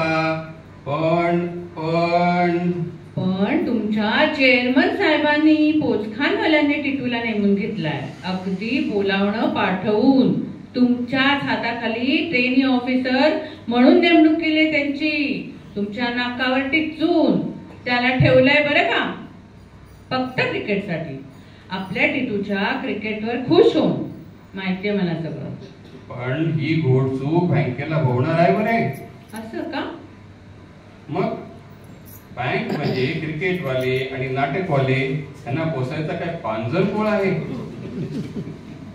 बघावं तेव्हा हे सतत रजेवर, प्रॅक्टिससाठी नाही तर दौऱ्यावर. अरे काय हे काय आहे. आम्ही बँका चालवायच्या कशा. हे सगळं मला कशाला सांगताय. तुमच्या पोचमान साहेबांना सांगा आणि ऐकवा सगळं. हो हो, ऐकवणारच आहे. एकदा ठणकावून सांगणार आहे की असला क्रिकेटवीर माझ्या बँकेत नको. एकतर त्याची बदली करा, नाहीतर. पुरे पुरे उगाच भलतं सलतं बोलून बसू नका बरं. आपला टिटू इंडियन टीम मध्ये आहे. तो इथंच राहील आणि तुमची मात्र कुठेतरी आसाम नाही तर बिहार मध्ये बदली होईल. बास बास पुरे. आता ऑफिसच्या कामात बायका मुलांचा सल्ला घेणारा माणूस मी नाही, समजलं. बरं बरं, आता जेवायच्या तयारीला लागते. टिटू बरोबर आज प्रिया येणार आहे जेवायला. प्रिया? ही कोण प्रिया? इश्श, अहो असं काय करता? प्रिया नाडकर्णी काही वर्षांपूर्वी तुमच्या बँकेमध्ये क्लार्क होती, आता प्रोफेसर आहे. टिटूची मैत्रीण होती, आपल्या घरी दोनदा तीनदा जेवायला सुद्धा आली होती. हा हा, ती अगं ह्याला ढिबर मैत्रिणी. अगं मॅच मध्ये ज्या वेगाने हा धावा काढतो त्याच्या दुप्पट वेगाने याच्या मैत्रिणीची संख्या वाढते. त्याची एक सिक्सर म्हणजे रन 6 आणि मैत्रिणी 12. जाऊ द्या हो, माझ्याही लक्षात आलंय ते. त्याला प्रियाबद्दल विचारलं तर म्हणतो कसा, ठरलं होतं कधी की बिनसलं केव्हा म्हणून विचारतेस. पण मला एक सांगा, हा मुलगा सध्या दुसऱ्या कोण्या मुलीशी सूत जुळवतोय का? तुम्हाला काहीतरी सुगावा असलाच पाहिजे. प्रश्न चुकला तुझा सुमंगल. तू असं विचार की सध्या टिटू कोणाकोणाशी सूत जुळवतोय. काय सूत? अगं बाई, कोणाकोणाशी? ही यादी अंमळ लांब लचक असून त्यात देश विदेशच्या युवतींचा समावेश असू शकतो. थोडक्यात काय, जिथे जिथे चिरंजीव क्रिकेटच्या मॅचेस खेळतात तिथे तिथे आपल्या थोर चिरंजीवांची सूत कताई चाललीच आहे. तसं नसेल हो, त्या फक्त मैत्रिणी असतील टिटूच्या. टिटू ही तेच म्हणतोय की त्या सगळ्या त्याच्या मैत्रिणी आहेत. फक्त अलीकडे या मैत्रीची लांबी रुंदी अंमल वाढलीये, चांगली ऐसपैस झाली, तुला मला न समजण्यासारखी. आपल्या वेळी मैत्री प्रकरणच नव्हतं. आपल्या वेळी सगळ्या मानलेल्या बहिणी. सगळ्या मानलेल्या बहिणी आणि मी सुद्धा. अहो आपली ओळख सेवा दलातली. मी तुम्हाला अप्पा म्हणायचे, तुम्ही मला अक्का म्हणायचा. इलाजच नव्हता तेव्हा. हो, इलाजच नव्हता. पण पुढं लग्नाचं ठरलं, नातं बदललं. पुरे पुरे, या थापा कोणा पुढे मारताय? मग ती गोरी गोमटी खाऱ्या डोळ्यांची मनी मांजरी कोण होती तुमची? गोरी गोमटी खाऱ्या डोळ्यांची? हा हा, ती मनुताई भडकमकर. पण त्यात काही तथ्य नव्हता. तुझं आपलं उगीच काहीतरी गैरसमज. गैरसमज? आणि माझा गैरसमज? मग शिबिरात कोजागिरीच्या रात्री तुम्हाला रफीचं चौथविकात छान म्हणायचा कोणी आग्रह केला हो? आणि दर्दभरी आवाजात नेत्रपल्लवी सकट ते गाणं कोणासाठी म्हटलं?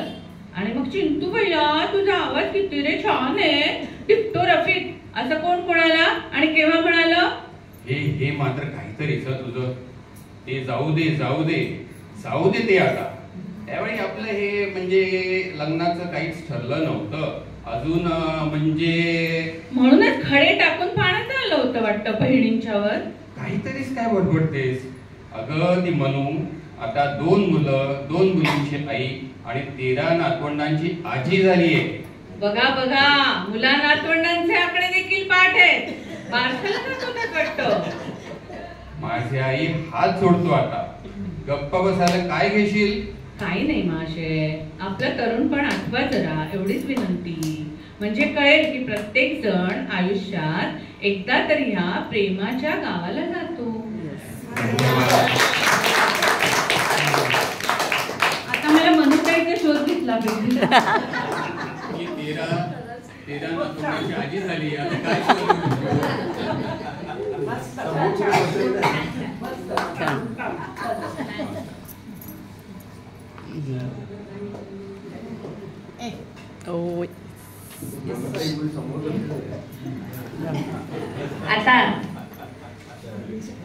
आता आपल्याला परिचित असलेलं जोडपं येत आहे, जे मागच्या 2 एपिसोड अभिवाचनात होतं. आता ते संसाराच्या अशा टप्प्यावर आलंय की मुलाची जबाबदारी संपलेली आहे आणि आई आता मोकळी आहे मैत्रिणींबरोबर गप्पा बिप्पा टप्पा मारायला. आणि आता हा त्यांचा संसाराचा शेवटचा एपिसोड इथे सादर होत आहे दोघांचा, योगिनी जोशी आणि भागवत जोशी.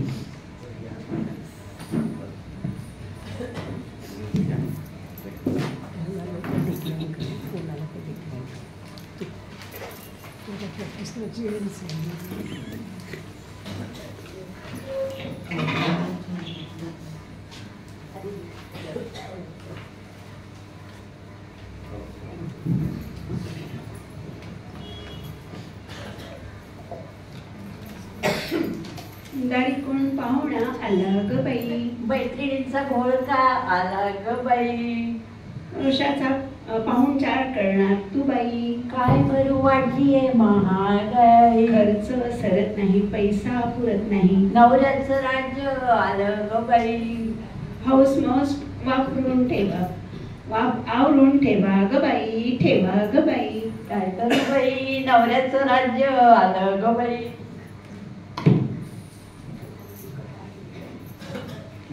अहो, आज संध्याकाळी माझ्या बरोबर बाजारात याल का? का? बऱ्याच बारीक सारीक वस्तू आणायच्या आहेत. बारीक सारीकच आहेत ना, मग चालेल. का? आता मोठ्या खरेद्या एकदम बंद. मोठ्या म्हणजे? अगं म्हणजे समजा विमान घ्यायचं असं तर बुवा या महिन्यात नको असं समजलं. किती रागवताय? अगं मग तू तरी शब्दांचा किती किस वाटतेस. साधी गोष्ट आहे, अमाप खर्च झालेला आहे, बँकेत खडखडाट झालेला आहे, खिसा फाटलेला आहे, माळ्या पण अटलेली आहे. मग आता यात नवीन काय आहे? प्रत्येक महिन्यात शेवटी रद्दी विकायची वेळ येते आपल्यावर. हे सगळं तुझ्यामुळे. आता आज काय बारीक सारीक आणायचं अडले तुझं? फारसं काही नाही हो, हेच ते आपलं नेहमीच 1.5 किलो चक्का, केशर, उगाच 8-10 पिस्ते, फुलासाठी काजू, गुलाबासाठी काजू आणि मागून विड्याला लावायला वर. कोणाचं लग्न आहे वाटतं? माझ्या मैत्रिणीला पार्टी आहे. साधंसं जेवण, दुपारी व्हिडिओवर सिनेमा, संध्याकाळी कुल्फी अँड द एंड. त्याची काही जरुरी नाही, मी आधीच संपलोय. तेवढं काय झालं? किती मैत्रिणी तुझ्या आणि किती पार्ट्या? काही सुमार? वर्षातून एकदाच टर्न येते माझी अशा पार्ट्यांची. अगं पण मलाही महिन्यातूनच एकदाच पगार मिळतो ना, त्यात तुझा तो काय तो चक्का म्हणालीस ना. हो ना, अवघ्या 24 रुपये किलो. 24 रुपये? 2400 पैसे? असतं काय ते तेवढं 2400 पैशाचं? चक्का असतो म्हणजे दह्यातलं पाणी काढून टाकलेलं. हा म्हणजे आधी पाणी घालायचं आणि नंतर पाणी काढायचं. काय उधळपट्टी. पाणी तरी काय फुकट येतं का? चक्का बिक्का काही नको. तू आपलं दही साखरच वाढ तुझ्या मैत्रिणींना. ठरलं, दही साखर. दही साखर म्हणजे पार्टीला बोलून दही साखर हे जरा. आणि साखर जरा रेशनचीच वापर हा, बाहेरची फार महाग पडते. रेशनची साखर आणत नाही आपण. आणत नाही? बापरे, पण नकोच ते साखर बिगर प्रकरण. दिवसेंदिवस साखर कमीच करायला हवी आपल्यासारख्यांनी. तू एखादा मिठाचाच पदार्थ करतेस का? मीठ भाकरीचा मेनू, आहा किती सात्विक ग्रामीण मेनू वाटेल नाही का हा? निर्जळी एकादशी घालू का मैत्रिणींना? तो फारच सात्विक प्लस धार्मिक मेनू वाटेल त्यांना.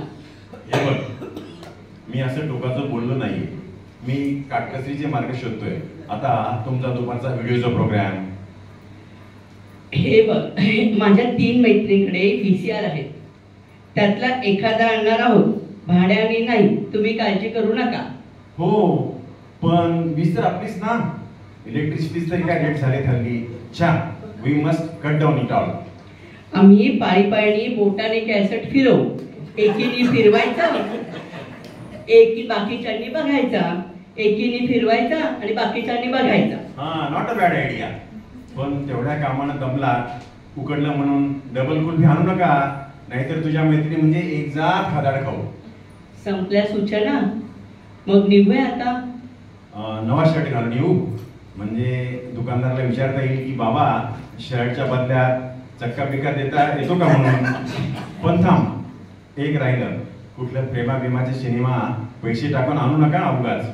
कुटुंब नियोजन, मलेरिया निर्मूलन, सूर्यचूल असल्या सरकारी कॅसेट फुकट मिळतात म्हणून ऐकलंय. नाहीतरी व्हिडिओ समोर तुम्ही सगळ्या गप्पाच मारता. बॅकग्राऊंडला कुटुंब नियोजन तर कुटुंब नियोजन. कॅसेटचे 10 रुपये वाचवणं महत्वाचं आहेच मुळी.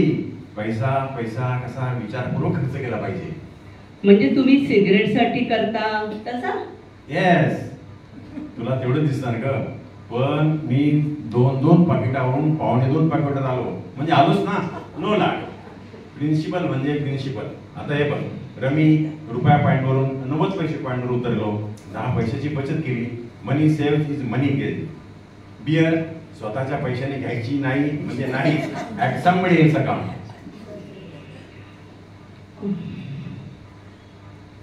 कोण उगाच फोन करताय? फोन तरी काय फुकट होतात का? छा, आपल्या लोकांना पैशाचं महत्व कळणार कधी? द्या, आपण आपलं भाषण आता फोनवर द्या. भाषणाला पैसे पडत नाहीत. हॅलो, कोण आहे? कोण? एसी? काय साला मेला होतास की काय? मेला होतास? बरं, मग आता श्राद्धाला एकत्र जमू. कुठे? घरी? नको नको, साऱ्या हॉटेलची मजा घरात येत नाही रे. ऍटमॉस्फिअर तसंच पाहिजे ना. डोंट वरी यार, असं कुठलं दात करून पोट भरतं होय? कोरिंग कोरिंग दात, नॉट भरिंग पोट, असं आमचा देवटा म्हणतोयस ना. That's better. तू असं कर, येता येता सामान, MY आणि बोक्याला घेऊन ये. जमल्यास कोणाला तरी कापू, नाहीतरी सगळे मिळून एक्सपेन्सेस शेअर करू. काय? Okay, done. चालेल चालेल. 7 पर्यंत सफायावर भेटूया आपण. कुठे निघालीस? एकटीच जाते आता खरेदीला? ते नंतर. आता आधी आज जाऊन माझी सिल्कची साडी आणते. अरे वा, मैत्रीच्या गॅदरिंगच्या खरेदीला सुद्धा सिल्की साडी वाटतं. नाही, तुम्हाला देते बरोबर. कशासाठी? त्या सफायर हॉटेलवाल्याला देऊन बघा. सिल्कच्या साडीच्या बदल्यात बिस्किट, बटर चिकन यातलं काही देतो का तुम्हाला तो? तू पण अशी आहेस ना, चिडकी रडकी. नाहीतर इतरांच्या बायका बघ कशा खेळीमेळीने वागतायत.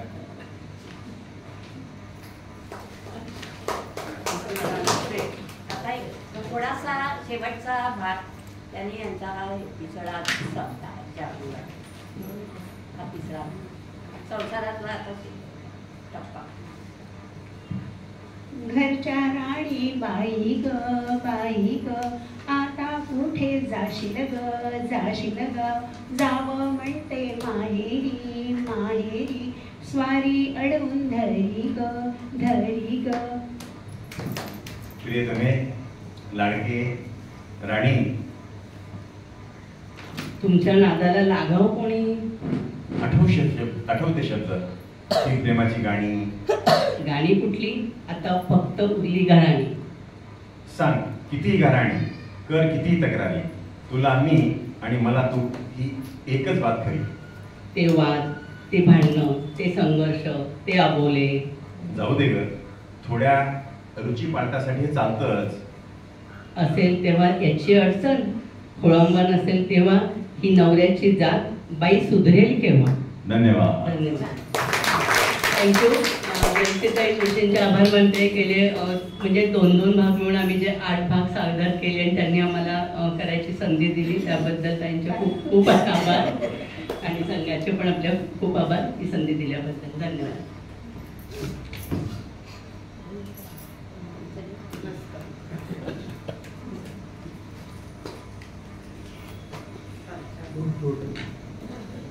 कुसुमाग्रजांचं एक सुंदर पुस्तक माझ्या वाचनात आलं, एकाकी तारा. फार सुंदर लेख आहेत सगळेच. त्याच्यातलं सतीश दुभाषी या नटाचं एवढं थोडक्यात सुंदर व्यक्तिमत्व त्याने उभं केलं आणि विलोभनीय वादळ अशी सुंदर उपमा या सतीश दुभाषींच्या व्यक्तिमत्वाला कुसुमाग्रजांनी दिली. ती मला खूप आवडली. विलोभनीय वादळ आणि ते व्यक्तिमत्व थोडक्यात सादर करतायत वर्षाताई शिराळे.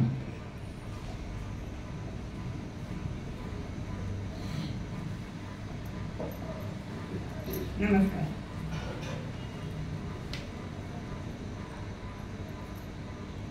कुसुमाग्रज आणि सतीश दुभाषी यांचं एक वेगळं नातं होतं. दुभाषी त्यांना वडिलांच्या जागी मानायचे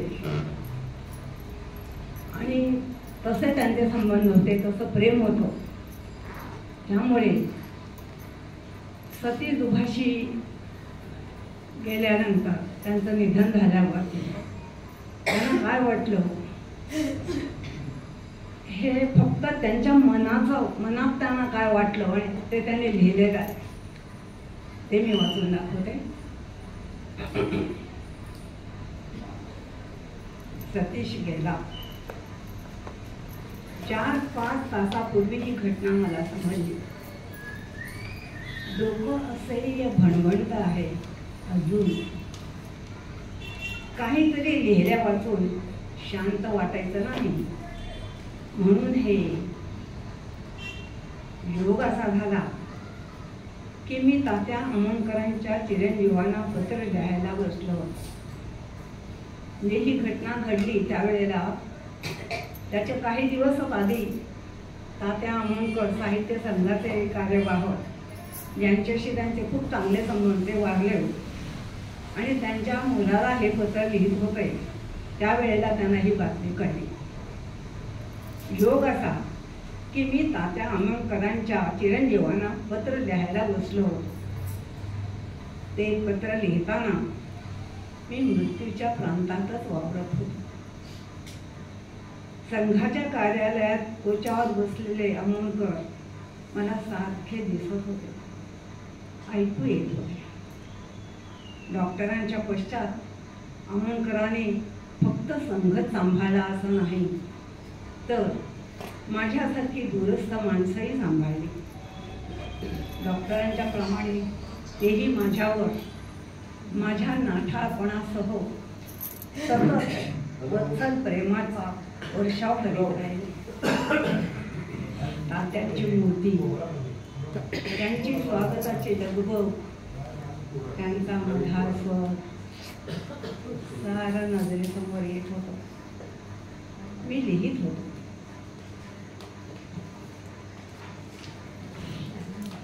खरं तर मी मुळातच पत्रलेखनात कच्चा. त्यात अशी पत्र,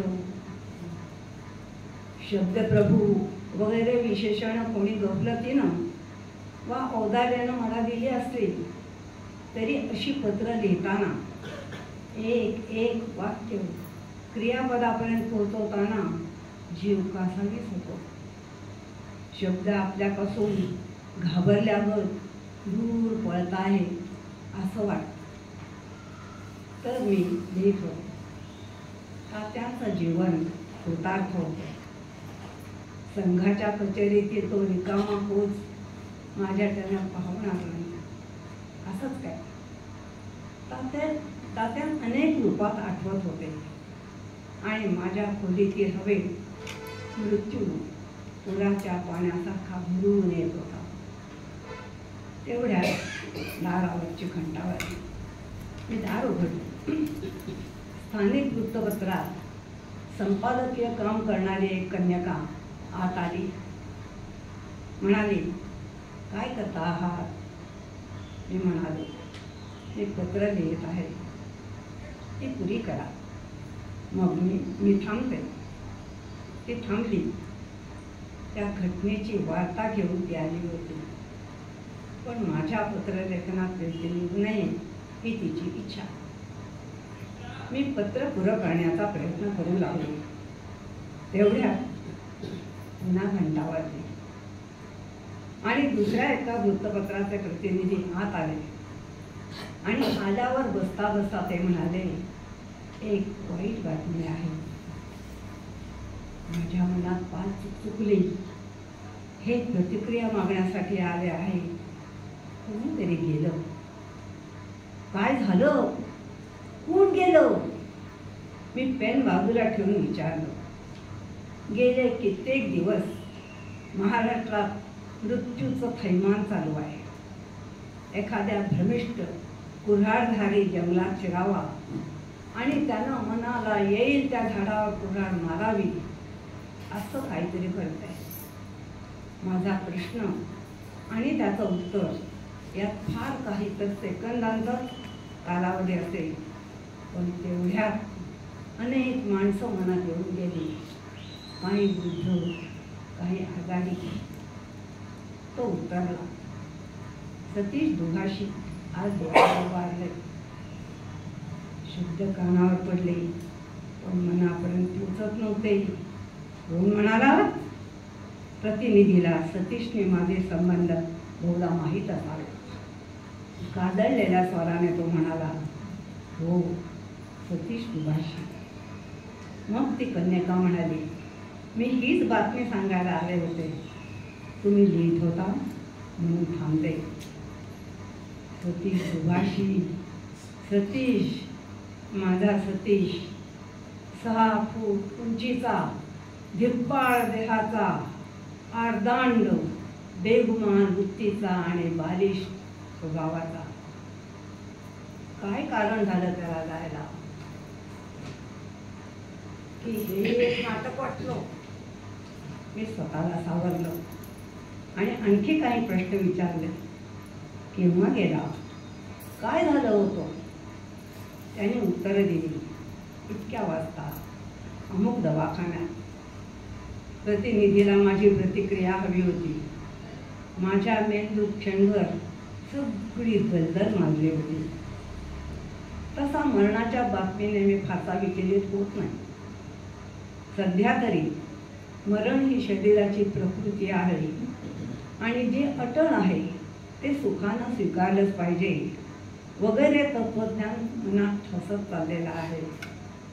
परिचितांच्या आणि स्वतःच्याही मरणाला नववधू प्रिया मी वावरते या वृत्तीने सामोरं जायला हवं, हा विचार मनात बळावत चाललेला. सगळं खरं. पण सतीश, प्रतिक्रिया म्हणून 5-7 वहिनी खडून दिल्या, पण माझी खरी प्रतिक्रिया अमृता ते पैदा जिंके अशा या भाषेत नव्हे, कोणत्याच भाषेत व्यक्त होणं शक्य होतं. शब्दात न मावणारं माणसाच्या मनात कितीतरी येऊन जातं. किंबहुना मला तर वाटतं, अशा घटना घडतात तेव्हा माणसाच्या मनात काही विशिष्ट अमुक तमुक असं काही येतच नाही.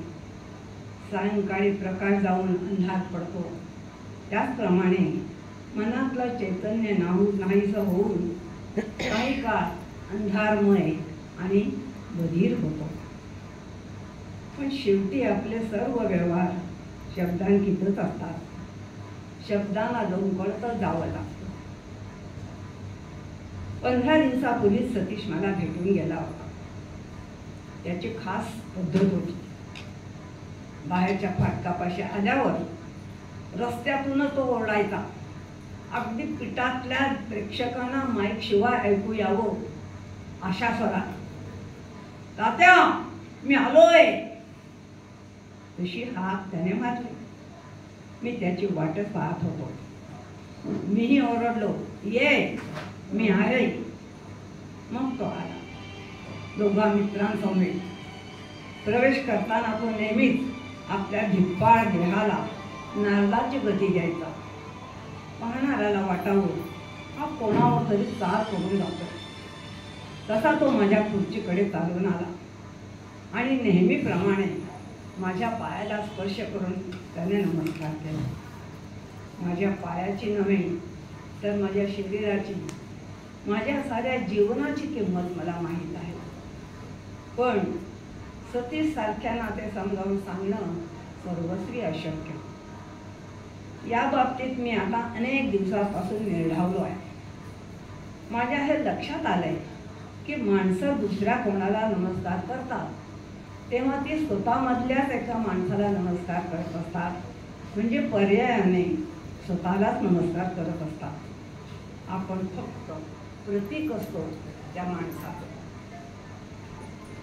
म्हणून नको म्हणण्याचा प्रयत्न मी आता करीत नाही. आणि नाटकाच्या जगात तो बसला. अलीकडे नेहमीचा झालेला प्रश्न त्याने विचारला, तात्या तब्येत कशी आहे? ठीक आहे. नंतर तो भांडायला लागला, हे पण नेहमीच, तुम्ही माझी नाटकं पाहायला येत नाही, तुम्ही माझ्यासाठी काही लिहित नाही, मी मेल्यावर तुम्ही 2 मिनिटं उभं राहा, पण तोवर.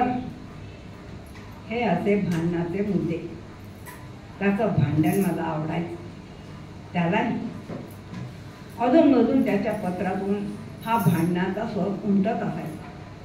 अगदी परवाच आलेल्या पत्रात, नाटक पाहायला आला नाही तर भांडेन अशी धमकी होती. त्या आधीच्या पत्रात त्याने लिहिलं होतं, तुमच्या पत्राच्या खाली वि.वा. शिरवाडकर अशी सही असली तर मी पत्र न वाचताच फाडून टाकेन. तुम्ही सगळ्या जगाला शिरवाडकर असाल, मला मात्र माझे तात्या आहात. त्या दिवशी असंच काही बोलणं झालं. खोलीत बरीच मंडळी असल्यानं तो जास्त मोकळेपणानं बोलला नाही. नाहीतर पूर्वीच्या भेटीनंतर घडलेल्या महत्त्वाच्या घडामोडी, सुखदुःख तो मला सांगायचा. 9 वाजायला आले. मेकअपला बसायची वेळ झाली. तो उठला. पुन्हा नमस्काराचा सोहळा. पण त्याच्या मनात त्या दिवशी काय होतं देव जाणे. जवळजवळ माझ्या गुडघ्यावर त्यानं आपलं कपाळ टेकलं आणि पाठीवर हात ठेवल्यावरच तो उठून उभा राहिला. इथे एक सांगायला हवं, सतीश मला बाप मानित असे आणि हे नुसतं मनानं नाही, सर्वत्र तो सांगत असायचा की मी तात्यांचा पुत्र आहे म्हणून. एक गंमत, बाहेरगावी असे दुसरे गृहस्थ आहेत माझ्या घरातल्या सारखे. तेही मला वडिलांसारखं मानित असतात. सतीशची आणि त्यांची गाठ पडली तेव्हा त्याने सहज बोलताना त्याला हे सांगितलं. तेव्हा सतीश त्याच्या नेहमीच्या वादळी वृत्तीनं उफाळून बोलला, हे पहा, तात्यांना काका माना, मामा माना, आजोबा समजोबा, पणजोबा काय वाटेल ते समजा, पण बाप फक्त ते माझेच. सतीश जवळ पर्याय नसायचा. वडीलकी स्वीकारायला त्यानं मला भाग पाडलं होतं. वरच्या 2 परिच्छेदामध्ये आधीच काल रात्रीचं माझं लिहिणं मी थांबवलं होतं. आज दुसरा दिवस. मनावरचा ताण बराच कमी झाला आहे. तर मी सांगत होतो त्याच्या त्या अखेरच्या भेटीबद्दल. तो जायला लागला. खोलीतल्या मंद प्रकाशात त्याचे डोळे मला लालसर, कदाचित पिवळसरही दिसले. मी विचारलं. त्याने उडवाउडवीची उत्तरं दिली. त्याला पोचवायला मी बाहेर गेलो. तो मोठ्याने ओरडत होता, बाहेर येऊ नका, पाऊस येतोय. तो गाडीत बसला. मी त्याला विचारलं, सतीश, तुझी तब्येत कशी आहे? घोळ. मला धक्का बसला. 15-20 दिवसापूर्वीच त्यानं मला लिहिलं होतं, नवं नाटक चांगलं चाललंय. या उद्योगात मी परमेश्वराला भागीदार म्हणून घेतलाय. तो बहुधा दगा देणार नाही. इतर कोणाशी बोलू नका, तुम्हाला प्रथम सांगतोय. आणि आता पुन्हा घोळ कसला? आज कळतो. विंगमध्ये उभ्या राहिलेल्या मृत्यूचा तो घोळ असावा. तो दुखणं अंगावर घेऊनच नाटकं करीत होता, दौरे करीत होता आणि बेशिस्त जीवन नित्याप्रमाणे जगत होता. आणखी काय घडलं असेल, पण हे नक्कीच होतं. असतो नसतो या म्हणण्यात काही अर्थ नाही. तर मला माहीत आहे, त्यानं मोकळ्या मनानं सांगितलं असतं तर तो अशा गावात आला होता की कोणाचंही न ऐकणं हा त्याचा स्वभाव असला तरी त्याला ऐकायला भाग पाडणारी 2-3 तरी माणसं इथे होती. मरण कोणालाच थांबवता येत नाही, पण सतीशला मारण्याचं ऑब्सेशन आहे असं मला नेहमी वाटायचं. त्या रात्री मित्राच्या घरी जाऊन मी TV वरती त्याचं अखेरचं दर्शन घेतलं. तेव्हा जणू तो मला म्हणत होता, तात्या, तुम्ही मला नेहमी सांगत होता ना खूप जगणार आहेस म्हणून, बघा आता. 8-10 वर्षापूर्वी त्याची माझी प्रथमतः निवांत भेट झाली. तेव्हा तो मरणाचं आणि आत्महत्येचं दुःख अंगावर घेऊनच वावरत होता. त्या अगोदर त्याचा माझा परिचय नाममात्र होता. एक उगवता नट म्हणून त्याचं नाव मी ऐकलं होतं, एवढंच. मला नकळत माझ्यावर सतीचा रोल झालेला होता. गोवा हिंदू असोसिएशननं नटसम्राट बसवायला घेतलं तेव्हाची ही गोष्ट. नाटकाची प्राथमिक तयारी झाली होती. संस्थेनं बेलवलकराच्या भूमिकेसाठी सतीशची निवड केली होती. त्याच्याकडे वहीही गेली होती. मला हे काहीच समजलेलं नव्हतं. बेलवलकरांची भूमिका डॉक्टर लागू करणार हे मी गृहीत धरलं. वसंतरावांच्या घरी बसून डॉक्टरांबरोबर आम्ही कितीदा तरी त्या भूमिकेबद्दल आणि नाटकाबद्दल चर्चा केली होती. संस्था चालकाची भेट झाल्यावर मी लागूंच्या नावाचा आग्रह धरला. वसंतरावांनी आणि रांगणेकरांनी तेच मत दिलं. सतीशकडे वही परत मागवण्यात आली. भूमिका लागूंकडे गेली. कोणालाच अपेक्षित नसलेली सफलता नाटकाला मिळाली. सतीश तेव्हा पिंगेज क्लासेसमध्ये गणिताचा प्राध्यापक होता. पण त्याच्या आशा आकांक्षा रंगभूमीवर केंद्रित झाल्या होत्या. व्यवसायात उतरण्याची चांगली संधी तो शोधत होता. नटसम्राटची भूमिका मी त्याच्या हातातून ओढून घेतली असं त्याला वाटलं. तो माझ्यावर रागावला. पण या रागातच अद्याप अदृश्य असलेल्या निस्सीम प्रेमाचं बीज दडलेलं होतं. एके दिवशी अचानक मला त्याचं पत्र आलं. पहिलंच बरंच मोठं. त्याचं अक्षर, त्याची शैलीही त्याच्याच सारखी ठसठशीत, भाविक आणि हट्टीही. पत्राचा आशय असा होता: मी सतीश दुभाषी, ज्याच्याकडून तुम्ही नटसम्राटची भूमिका हिरावून घेतली. माझं अमुक नाटक अमुक तारखेला नाशिकला येत आहे. तुम्ही ते पाहायलाच हवं माझ्यासाठी. नट म्हणून मी नालायक वाटलो तर प्रश्न मिटला. पण मी थोड्याफार लायक आहे असं तुम्हाला वाटलं तर मला एखादी चांगली भूमिका देण्याची जबाबदारी तुमच्यावर आहे. तेव्हा नाटकाला याच. मी नाटक पाहिलं. सतीश हा नटही प्रथमच पाहिला. नाटक पाहताना वाटत होतं की नानासाहेब फाटकांप्रमाणेच नट ही चिठ्ठी कपाळावर लावूनच या माणसाला तुने देवाना पाठवलाय. बांधा, चेहरा, स्वर, अभिनय सारच अनुकूल. नाटक संपल्यावर मी आत गेलो. तो माझ्यासमोर येऊन उभा राहिला. अशब्द, त्या अशब्दतेत शालीनता होती आणि दिमाखही होता. माझ्या अभिप्रायाची नवे निकालाची तो वाट पाहत होता. मी मला वाटलं ते त्याला सांगितलं. तो हर्षभरीत झाला. म्हणाला, केवळ तुम्हाला भेटण्यासाठी मी 8-15 दिवसांनी नाशिकला येतो. तेव्हा अधिक बोलतो. तो आला नाशिकला. व्यवसायात त्याचा प्रवेश झाला होता. पण तो निराश आणि नाराज होता. वर सांगितल्याप्रमाणे त्याचं डोकं मरणाच्या विचाराने गच्च भरलेलं होतं. कोणीतरी ज्योतिषानं त्यात भर घातली होती. माझ्या मित्राची शिवाजीची वाडी होती.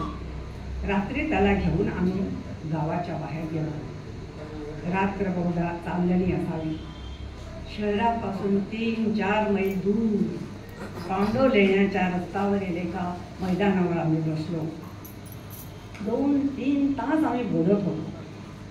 मनावर साचलेलं सारं अंधार उझवून त्या अंधुक प्रांगणात त्याने आमच्यासमोर मोकळं केलं.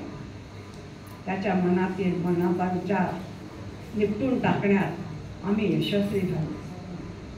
त्या बैठकीत असं ठरलं की त्यांना माझं बेकेट हे नाटक रंगभूमीवर आणावं आणि बेकेटमधली राजाची भूमिका करायची. पुढे बेकेट रंगभूमीवर आलं. INTR संस्थेतर्फे. नाटक निर्मिती ही माणसाला बेहोश करणारी आणि सारं विसरायला लावणारी प्रक्रिया असते. एक नवं विश्वामित्री जग तेथे कलेनं उगवत असतं. कागदाचं एक एक निर्जीव पान चैतन्यमय होऊन प्रत्यक्षात अवतरत असतं. अक्षराच्या अवगुंठनात दडलेले विविध स्वभावनांचे धोत देहधारी होऊन वास्तवात उभे राहत असतात. बेकेट बसवताना सतीश या अनुभवात आपादमस्तक हरवून गेला. तो मास्तर होता. काही नाटक वेळे विद्यार्थी त्याने जमा केले. निर्मिती स्वतःच करायची ठरवली. बारदानाचे काप, रंगवलेले मांजरपाट, लाकडाचे ठोळे, प्लायवूडचे तुकडे या साऱ्यांची आणि त्याची कल्पकता एक सुंदर नेपथ्य निर्माण करू लागलं. त्या नाटकाच्या निर्मितीत आणि राजाच्या कामात त्यानं स्वतःला फेकून दिलं.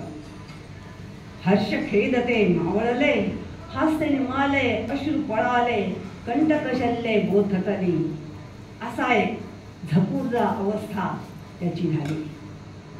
हा झपुर्जा अखेरपर्यंत चालू होता. रंगभूमीवरील गर्दीच्या व्यवहारात वावरत असतानाही तो एकाकी होता.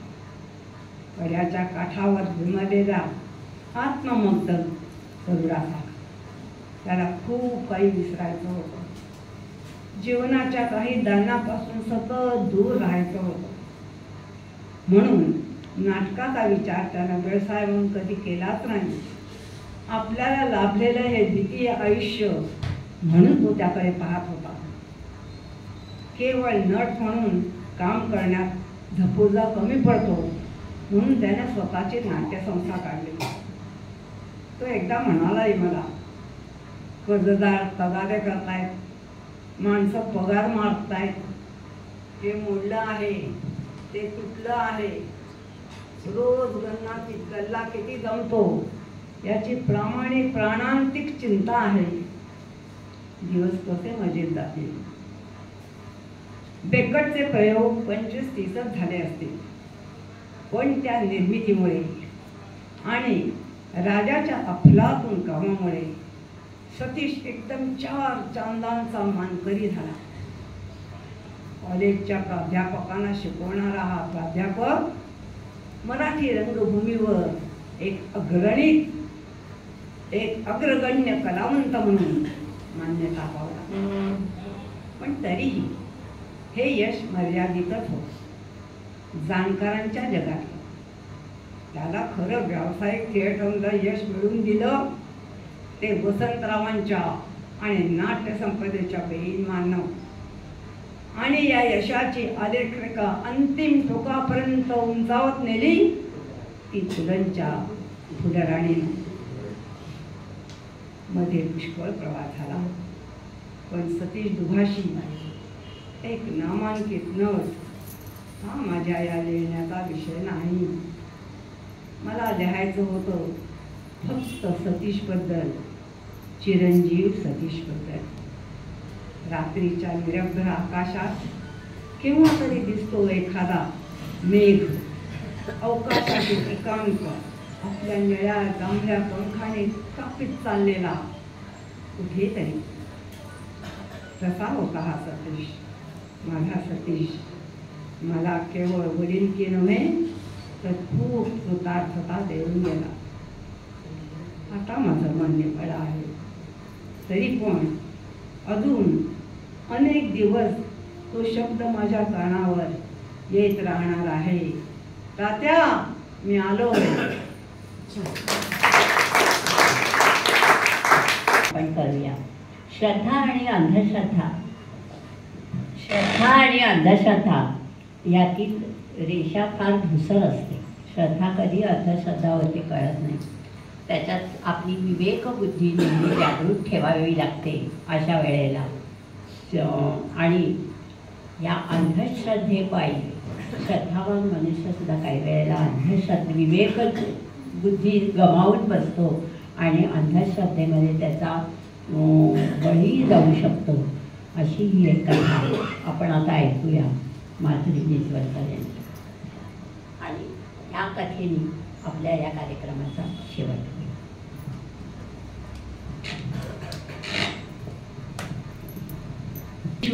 हे लेखक खुशवंत सिंग यांचे आहे आणि त्याचा अनुवाद केला आहे श्याम पाठक लेखक आहेत. आणि हे श्याम पाठक आपले ज्येष्ठ नागरिक संघाच्या सदस्य आणि आमची मैत्रीण अनिला फडणवीस त्यांचे भाऊ आहे. त्यांच्या पुस्तकातली मी ही कथा वाचते आहे.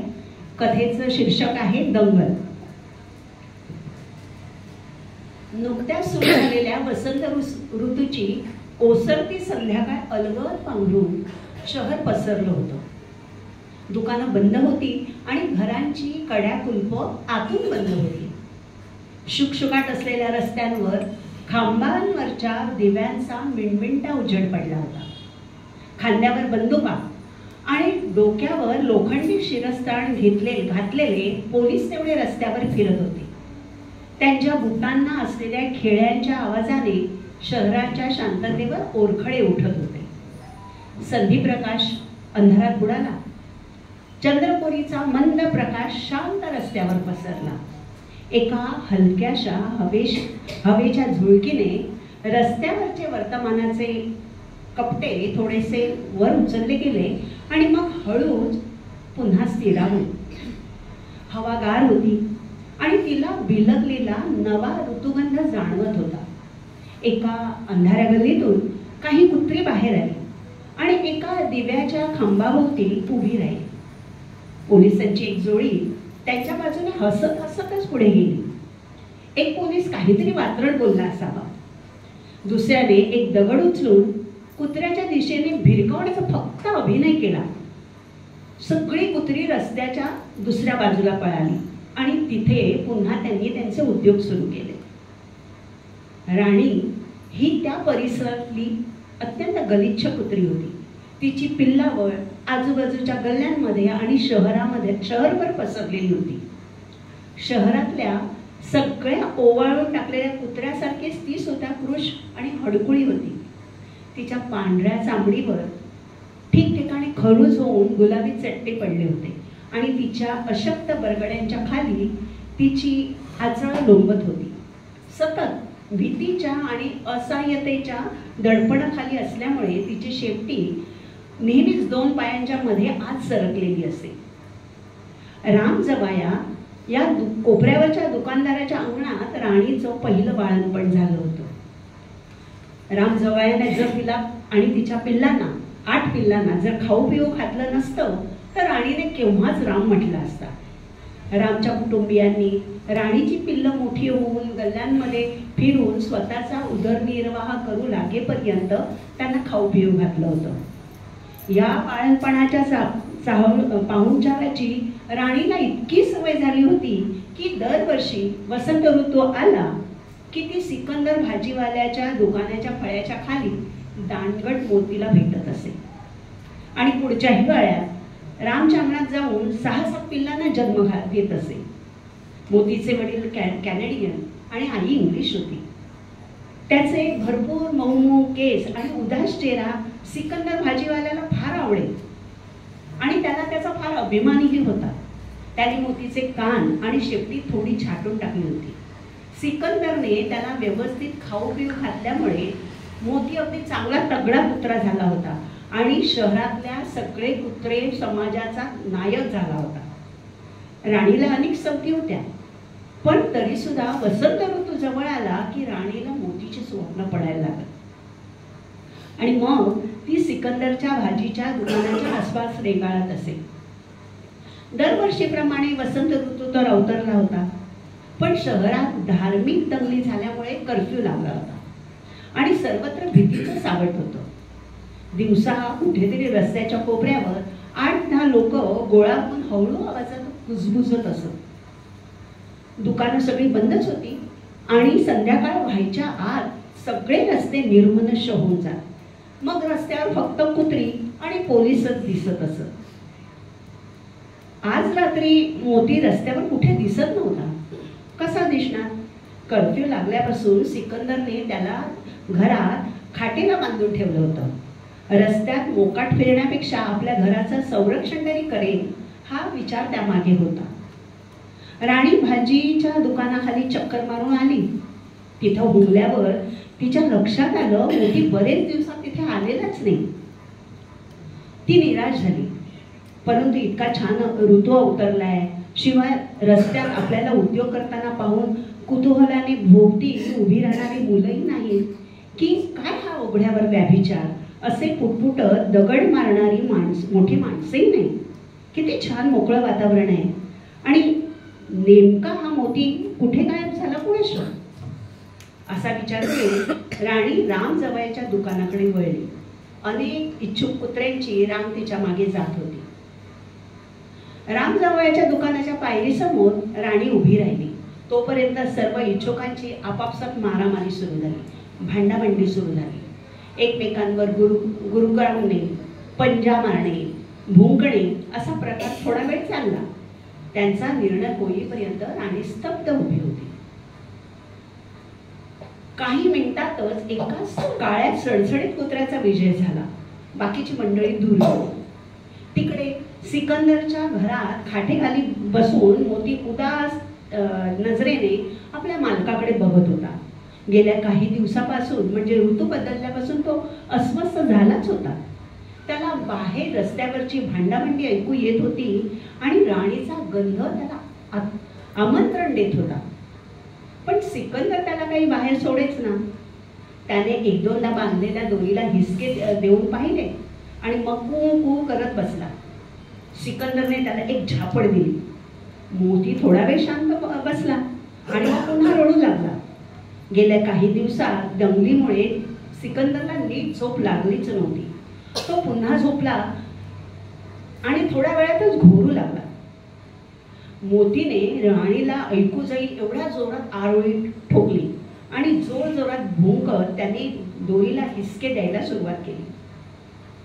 सिकंदर मोतीला धपाटा घालण्यासाठी रागाने खाटेवरून उठला. खाट हलकी झाली आणि मोतीने दोरीला हिसका देऊन खाटेसकट दाराकडे पळाला. नाकाने दरवाजा उघडून तो दाराबाहेर पडला, पण खाट दारात अडकली आणि मोतीच्या मानेला फास बसला. मोतीने जीवाच्या कराराने एक जोराचा हिसका मारल्याबरोबर दोरी तुटली आणि मोती रस्त्यावरून धावत सुटला. सिकंदर पुन्हा घरात आला. त्याने एक मोठा सुरा कमरेशी खोचला आणि तो मोतीच्या मागे धावला. राम जवायाच्या घराबाहेर राणीचा काळ्या कुत्र्याशी निषिद्ध संघ सुरू होता. अचानक धिप्पाड मोती तिथे अवतरला आणि त्याने त्या काळ्या कुत्र्यावर हल्ला चढवला. बाकीची दूर उभी असलेली मंडळी पण हात धुवून यायला आली. सुंदी जुंपली, भुंकणे आणि केकाटण्याचा आवाजाने रस्त्यात कल्लोळ उडाला. राम जवया पण काही रात्री नीट झोपलाच नव्हता. गल्लीमध्ये गस्त घालत आणि मुसलमान दंगेखोरांना शिव्या घालत 2-3 रात्रीची झोप त्यांनी बर्बाद केली होती. थोड्याच वेळापूर्वी जे काय त्यांनी उसनं आणलेला अवसान आणि वीरश्रीची जी धुंदी होती ती त्याची उतरली होती. त्याला झोप आवरत नव्हती. गोळा करून ठेवलेले दगड, धोंडे, ॲसिडने भरलेल्या निरनिराळ्या आकाराच्या आणि रंगाच्या सोडा वॉटरच्या बाटल्या खाटेखाली ठेवून तो छान झोपी गेला होता. बाहेरच्या कुत्र्यांच्या आरड्याओरड्याने त्याची झोपमोड झाली आणि मग त्याने चिडून खाटेखालचा एक धोंडा हातात घेतला आणि दार उघडून त्या कुत्र्याच्या दिशेने भिरकावला. त्या धोंडास्त्राच्या मागे राम जवायाने दिलेल्या एका अर्वाच्य शिवीचा जोर होता. अचानक सिकंदर त्या धोंडास्त्राच्या भ्रमणमार्गात आला आणि तो धोंडा सिकंदरच्या पोटावर आदळला. सिकंदरला त्या दगडामुळे काही विशेष दुखापत झाली नव्हती, पण अचानक झालेल्या हल्ल्यामुळे तो जरा दचकला. त्याने राम जवयाकडे बघितले आणि कमरेचा खोचलेला सुरा काढून तो ओरडला, अरे मार डाला रे, मुझे मार डाला. दुकानदार आणि भाजीवाला दोघांनी एकमेकांकडे रोखून बघितलं आणि दोघेही एक आपापल्या घराकडे ओरडत पळाले. घाबरून मूर्छावस्थेत गेलेलं शहर एकदम खडबडून जागं झालं. आजूबाजूच्या गल्ल्यांमध्ये आरडाओरडा सुरू झाला. मागच्या गल्लीतल्या गुरुद्वारामध्ये कोणीतरी जोरात शंख वाजवला. मारो काटोच्या घोषणांनी परिसर दणाणून गेला. घराघरातून माणसं बाहेर निघाली. घाईघाईने विचारपूस सुरू झाली. मुसलमान किंवा हिंदू कोणावर तरी हल्ला झालाय अशी बातमी मिळाली आहे. बहुतेक कुणाला तरी पळवून नेलंय आणि खतम करणारे. गुंडांची टोळी आली होती, पण कुत्रे भुंकायला लागले म्हणून पळाले ते लोक. हो, आधी एका बाईवर त्यांनी हल्ला केला, तिच्या मुलांनाही मारून टाकलंय. ह्या लोकांना ना धडा शिकवलाच पाहिजे. आधी 5 जण गोळ्या झाले, मग 10 झाले, मग 20. असे करता करता चाकू, सुरे, दंडुके, भाले, कुऱ्हाडी आणि रॉकेलचे डबे घेऊन 100-150 लोकांचा जमाव राम जवायच्या घराकडे निघाला. त्यांच्यावर सोडा वॉटरच्या बाटल्या, दगड, धोंडे आणि ऍसिडचा वर्षाव झाला. त्यांनी पण जीवाच्या कराराने प्रतिकार केला. रॉकेलचे डबे मागे पुढे न पाहता रिकामी झाले आणि आगीचे लोळ उठले. राम जवायचं घर, आजूबाजूची घरं, हिंदूंची, मुसलमानांची आणि शिखांची सगळी बेचिराग झाली. पोलीस तिथे पोचले आणि त्यांनी गोळीबार सुरू केला. आग विझवणारे बंब आले आणि त्यांनी त्यांचे पाण्याचे फवारे इथे तिथे उडवले. परंतु दंगलीची आग तर सगळ्या शहरभर पसरली होती. आगीचे बंब नेहमीच अपुरे पडतात अशा वेळी. त्या रात्री आणि पुढचा पूर्ण दिवस घरं जळत होती, भिंती ढासळत होत्या आणि मृत्यूचा आकडा वाढत होता. राम जवायाचं घर साफ जळून गेलं होतं, पण तो कसा बसा वाचला होता. नंतर कित्येक दिवस पडक्या घराच्या अवशेषातून धूर निघत होता. एका चांगल्या गजबजलेल्या शहराच्या जागी आता उरला होता जळालेल्या दगडा विटांचा ढिगारा. काही दिवसानंतर परिसर शांत झाला. राम जवाया घरी परतला. त्याचं घर पूर्णपणे उद्ध्वस्त झालं होतं. दगड, विटा आणि जळालेल्या लाकडाचा मोठा ढीग तिथे पडला होता. त्याच्या अंगणात एका कोपऱ्यात राणी कुत्री पहुडली होती आणि तिच्या आचळांना 7-8 पिल्लं लकटलेली होती. शेजारी मोती त्याच्या अनवरत संततीच्या रक्षणासाठी रुबाबात उभा होता.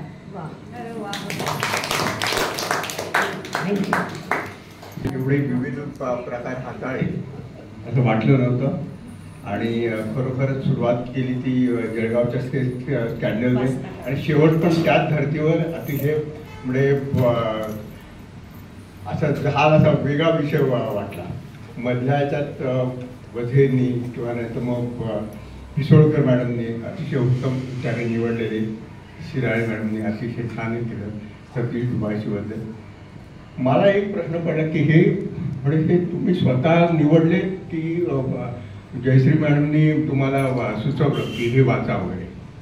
मी निवडला म्हणजे आणि मला पुस्तक दिलं होतं, त्या पुस्तकातनं तर्फे आणि ज्यांनी भाग घेतला त्यांचं पण खरंच खूप कौतुक आणि अतिशय बोलक्या पद्धतीने किंवा नेमका विषय अतिशय उत्तम रीतीने समोरच्याकडे पोचवायचं जे हातोटी प्रत्ययाने दाखवली.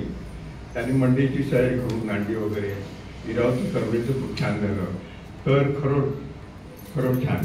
आणि खरोखर मला म्हणजे ह्याच्याबद्दल कोणाला काय बोलायचं का खूपच म्हणजे मला असं वाटतं की लोकांना खूपच ते भावलंय आणि अतिशय शांततेचं पण वाचक कमी पडतायत, मेहनत घेऊन वाचणारे.